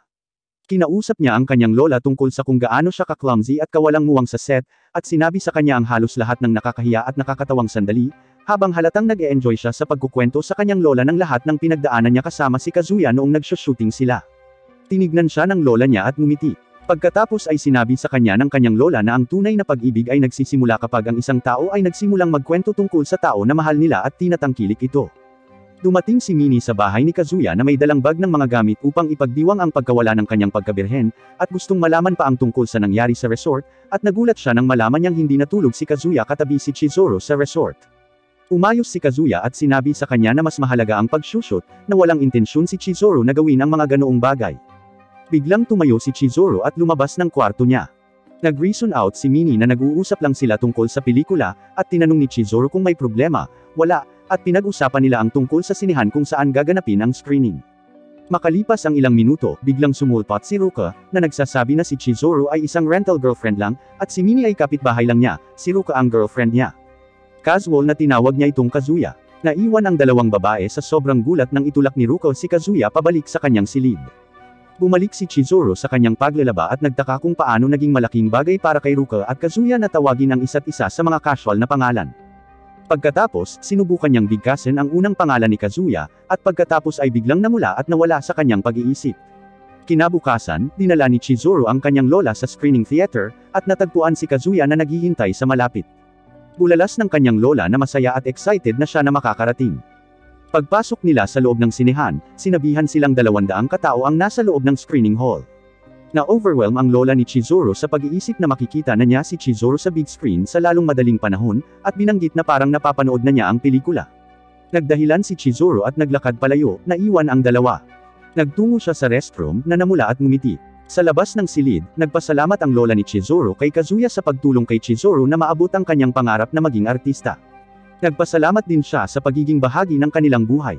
Pagkatapos ay sinabi sa kanya ni Kazuya na si Chizuru ay lagpas sa kanyang liga, at nagtaka kung bakit si Chizuru ay sumama sa kanila. Walang pakialam ang lola ni Chizuru, at iginiit pa rin na ginawa sila para sa isa't isa. Sinabi pa niya sa kanya ang tungkol sa kung paano siya isang bagay na higit pa sa isang ordinaryong babae, at gusto niyang suportahan siya kahit na hindi niya ito kasintahan. Naluluha ang lola ni Chizuru sa pakikinig kay Kazuya. Hinintay ni Chizuru at ng kanyang lola na si Sayuri si Kazuya na bumalik mula sa pag-order ng kape. Tinanong siya ni Sayuri kung ang paghabol sa kanyang pangarap ay nagpapahirap sa kanya.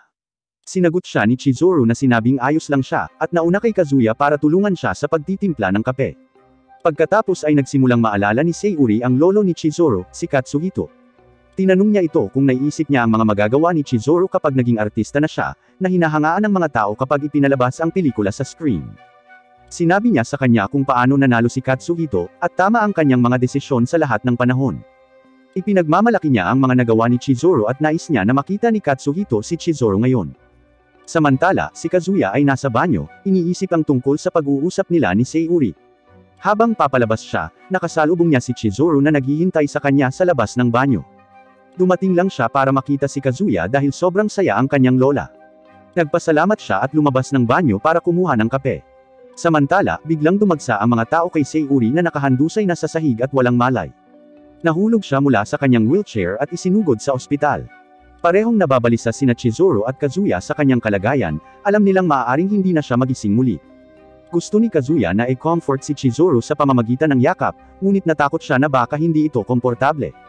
Kaya, tinanong niya ito kung may malay si Sayuri. Gusto niyang sabihin sa lola ang totoo, na wala talaga silang relasyon, na lubos na hindi sinang-ayunan ni Chizuru. Bumalik si Chizuru sa loob at napagtanto ni Kazuya na wala na siyang magagawa para sa kanya sa ganoong sitwasyon. Hanggang sa nakatanggap siya ng notification, na nagpabago ng isip niya. Pumasok si Chizuru sa silid ni Lola Sayuri na may buong lakas ng loob. Huminto siya sa paglalakad palapit sa kanya at tumingin sa malayo. Mula noon, tinanggap niya ang isang pangwakas na pagkatalo, at naniniwala na siya ay huli na. Alam niyang kung sakaling humakbang pa siya palapit, mabibiyak siya ng 1,000 beses habang ang puso niya ay dinudurog sa sobrang sakit sa tanawin ng kanyang lola na walang malay. Nang sa wakas ay nakuha na ni Chizuru ang lakas ng loob na umupo sa isang upuan na katabi ng kanyang lola, kinausap siya nito. Marami siyang gustong ipahayag, lalo na ang mga bagay na ilang beses na niyang pinagsinungalingan. Isang desperado na pag-agos ng luha ang bumuhos mula sa kanyang mga mata na para bang pinipigilan niya ito ng napakatagal, nang biglang bumukas ang pinto ng kwarto ng ospital, at pumasok si Kazuya. Tila bigo si Chizuru sa panghihimasok na ito, dahil alam niya kung gaano niya kaayaw na makitang mahinang-mahina at nalulungkot. Hindi siya nilingon ni Kazuya at hindi rin siya nakinig sa mga reklamo nito tungkol sa pagdating niya doon. Nagpatuloy siya sa paglalakad sa kanya, at inayos ang kanyang computer at isang projector. Bago siya umalis ng walang sabi-sabi, pina-project niya ang pelikulang ginawa nilang magkasama para hayaan itong panuorin ni Lola Sayuri. Sa kabila ng kanyang kalagayan, hindi alintana kung marinig man niya o makita ito sa ganoong estado. Nag-play ang pelikula habang pinananatili siya ni Chizuru na umaasa, sa kabila ng napaka-imposible para sa kanyang lola na magising sa puntong ito. Sa huli ay bigo dahil hindi niya pinahintulutan ang kanyang lola na makita ang kanyang pagbibida sa isang pelikula. Siya ay nananabik na kumapit sa kanyang lola at niyakap ito ng mahigpit. Sa wakas ay umiyak siya at ipinahayag ang kanyang kalungkutan at pagkawala. Halos magmakaawa siya sa mundo na idilat ng kanyang lola ang kanyang mga mata para lang makita kung ano na siya, para maipagmalaki ng kanyang lola bago pa man siya maagaw sa kanya. Siya ay umiyak at sinabi sa kanyang lola na siya ay nalulungkot, at hindi niya alam kung aling desisyon ang mali o tama, at humingi siya ng tulong sa kanyang walang malay na lola na umaasang maririnig niya ang kanyang pagsusumamo. Nang susuko na si Chizuru at maghanda na lang sa mga mangyayari, nagtaas ng kamay ang kanyang lola. Nagulat si Chizuru sa matinding emosyon na mahimalang nagising ang kanyang lola. Sa kalaunan, si Lola Sayuri ay masyadong mahina at marupok upang tumagal ng mas matagal bago siya nawala ng malay. Naipahayag lamang niya kung gaano siya nagpapasalamat na magkaroon ng isang kahangahangang apo na tulad niya, at kung gaano niya ipinagmamalaki si Chizuru sa pagkamit ng mga magagandang tagumpay. Bago ang huling hininga niya, ipinaabot din niya ang kanyang pasasalamat kay Kazuya sa pagsuporta sa kanyang pinakamamahal na si Chizuru sa kanyang matagumpay na debut sa isang pelikula. Pagkatapos nito, umiyak si Chizuru sa matinding paghihirap, ngunit ito ay naging isang mahusay na laban at alaala sa kanyang lola. Dahil dito, lumabas siya ng silid upang maghanda sa lamay ng kanyang yumaong lola. Si Kazuya na sabik na naghihintay sa kanya sa labas, ay agad na lumapit sa kanya para tingnan kung ayos na ang lahat. Ang natanggap niya ay isang napakalaking ngiti mula sa kanya tulad ng palagi niyang ginagawa tulad ng perpektong inuupahang girlfriend niya. Si Kazuya ay lubos na nabalisa tungkol sa kung paano siya matutulungan upang maibsan ang sakit at pagluluksa na naramdaman ni Chizuru noong panahong iyon. Hinila niya ang kanyang buhok, nagpagulong-gulong sa kanyang kama, at umiyak sa pag-iisip kay Chizuru na naglalakad palayo sa kanya sa ospital. Mabilis sa susunod na araw, pumunta si Kazuya sa lamay kasama ang kanyang lola, na matalik na kaibigan ni Lola Sayuri. Si Lola Nagomi ay hindi nagpakita ng mga palatandaan ng kahinaan, kalungkutan, o ekspresyon, sa sandaling pumasok siya sa loob upang mag-alay ng kanyang mga panalangin sa kanyang yumaong matalik na kaibigan. Pagkaraan lamang ng ilang segundo, ipinaalam ng kanyang lola kay Kazuya na aalis siya ng maaga, dahil alam niya na mahihirapan siya sa pagkawala ng isang taong malapit sa kanya kung mananatili pa siya doon. Naunawaan ni Kazuya at lumabas kasama niya, ngunit ang isip niya ay kay Chizuru. Maya-maya pa, sinabi ng kanyang lola na baka may magagawa si Kazuya para kay Chizuru, na isang kasintahan lang ang kayang makagawa, at nagulat siya dito. Noong una, ilang beses siyang nagpagulong-gulong sa ibabaw ng kanyang kama dahil sa walang anumang sagot sa kanyang mga tanong. Nakahiga siya sa kanyang kama at napagtanto kung gaano kalakas at katatag na babae talaga si Chizuru. Ngunit kasabay nito, naalala niya ang sinabi sa kanya ni Lola Sori tungkol sa kanya. Nakipag-wrestling siya sa kanyang noise cancellation bedsheet, at isinisigaw ang lahat ng kanyang pagkadismaya tungkol sa kung paano siya makakatulong kay Chizuru, gayong ang lahat ng mayroon sila ay isang peking relasyon, at naging mas malapit lamang dahil sa paggawa ng pelikula. Tumayo siya at hinawakan ang pader para ipagpatuloy ang kanyang dramatic soliloquy, nang bigla niyang maalala ang mga sinabi ni Minnie at ang payo ng kanyang lola. Kaya, sinubukan niyang maghanap ng mga paraan kung paano siya matutulungan, at nag-scan sa kanyang telepono habang iniiwan ng ideya kung ano ang gagawin niya para sa kanya sa pag-usisa ng isip. Dumating ang isang araw na tumayo si Kazuya sa isang lokasyon para makipagkita sa inuupahang kasintahan na inupahan niya ng isang oras sa araw na yun.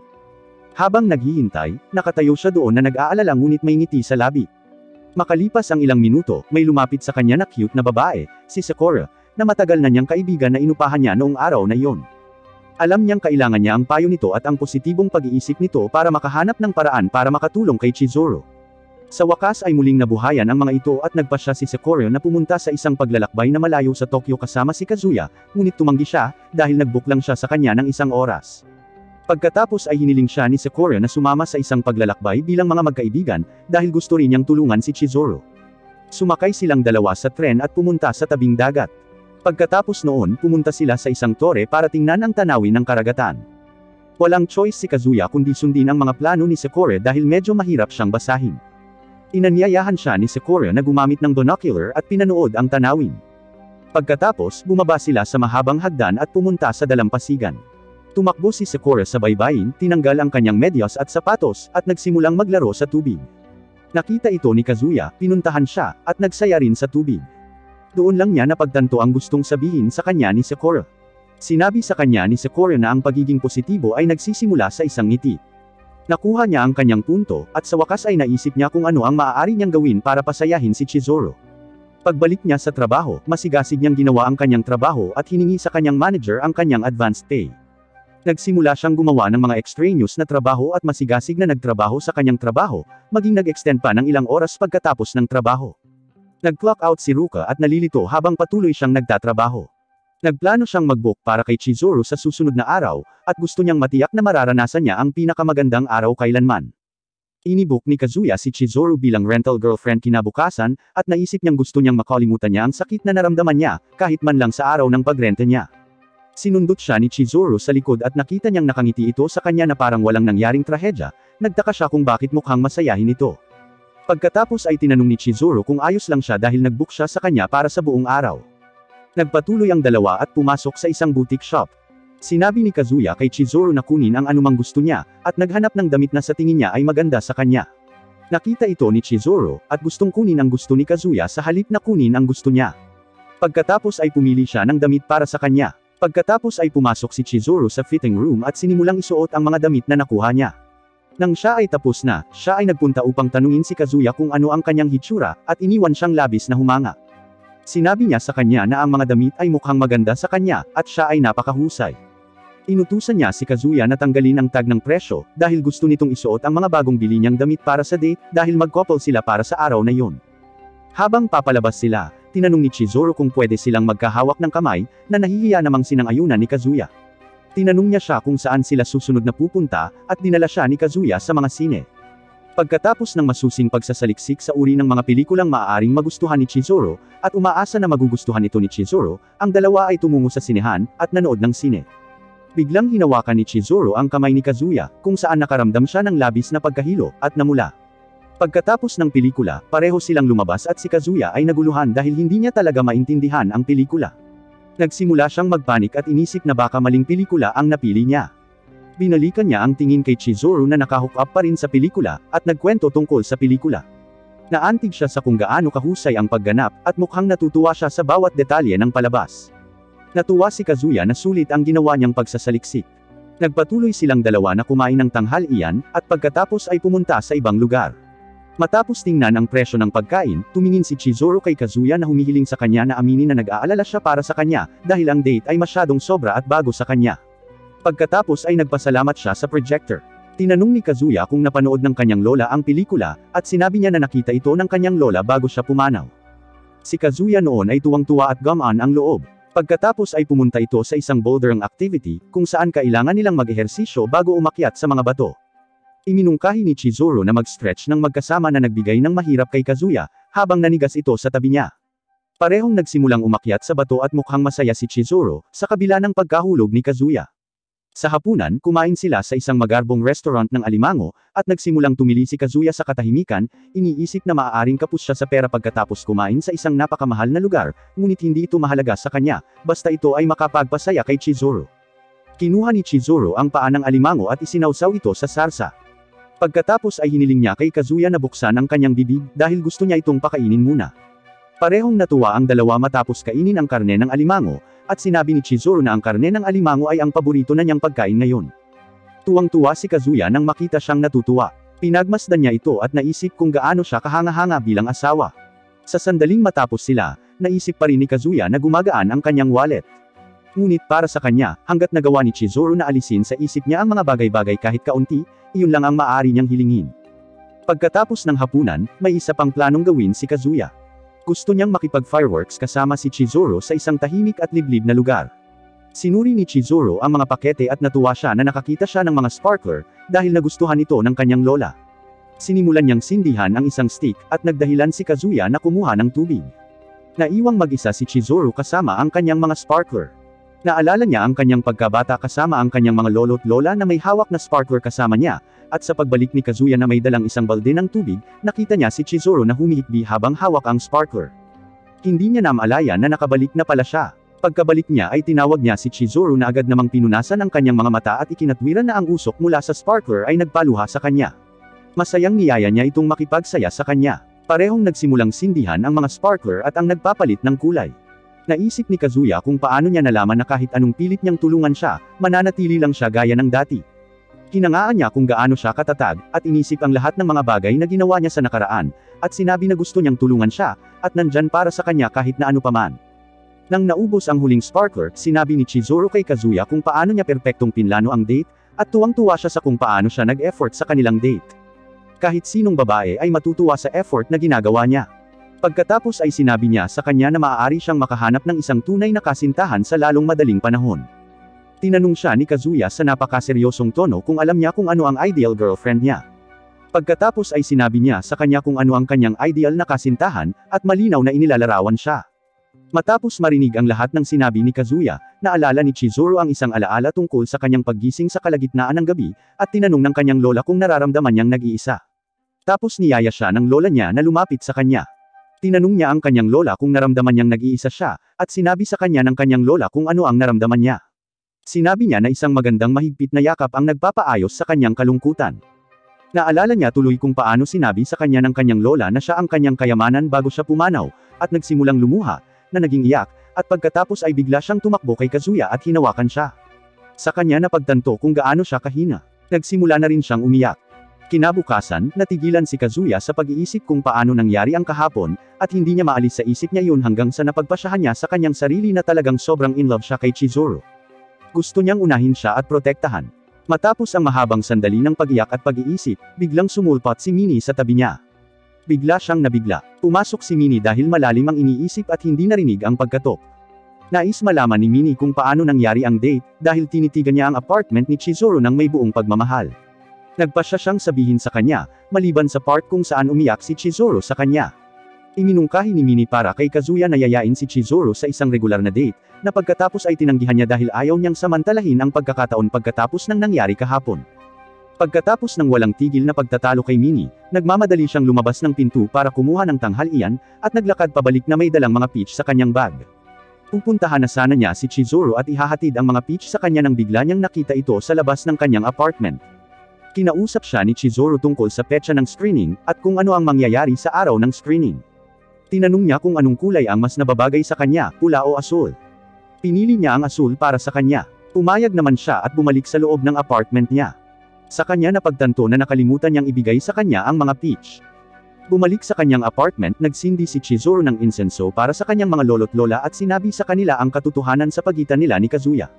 Pagkatapos ay sinabi niya sa kanila ang mga bagay tungkol sa kanya, kabilang ang kung paano niya sinabi sa kanya ang tungkol sa kanyang ideal na babae, at pagkatapos ay ipinagtapat kung paano siya nag-iisa, at nais na mamatay, ngunit naging komportable nang umiiyak siya sa kanya. Sa araw ng screening, talagang asul ang suot ni Chizuru. Pagkatapos ay pinalakpakan siya ng lahat ng nakasaksi sa kanyang pelikula sa malaking screen.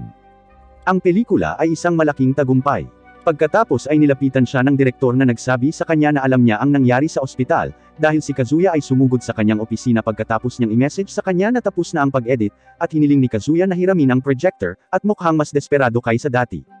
Umupo si Kazuya sa hagdanan, iniisip kung paano natapos ang tag-araw, at natuwa siya na tila na-appreciate ng lahat ang pelikula. Pagkatapos, naisip niya na naman ang pag-iyak ni Chizuru. Hanggang sa biglang sinundot ni Chizuru ang kanyang leeg gamit ang isang lata ng soda. Tinanong niya siya kung ano ang ginagawa niya doon. Pareho silang nag-usap tungkol sa reaksyon ng mga tao sa kanilang pelikula, at pareho silang natutuwa na naging matagumpay ang pelikula. Nagpasya si Chizuru na ipagpatuloy ang kanyang career sa pag-arte. Sinabi rin niya noon sa kanya na magpapatuloy siya, at sinundan siya ni Kazuya. Natapos ang episode nang magkasabay silang maglakad pa uwi. Nagsimula silang magkaroon ng peking relasyon, ngunit nauwi sa isang bagay na higit pa. Naglalakad na sila ng magkatabi patungo sa hinaharap na hindi alam, ngunit puno ng mga posibilidad, at iyon lang para sa recap ng anime ngayon. Kung nagustuhan nyo guys ang video na ito, paki-like and subscribe sa channel. See you sa susunod.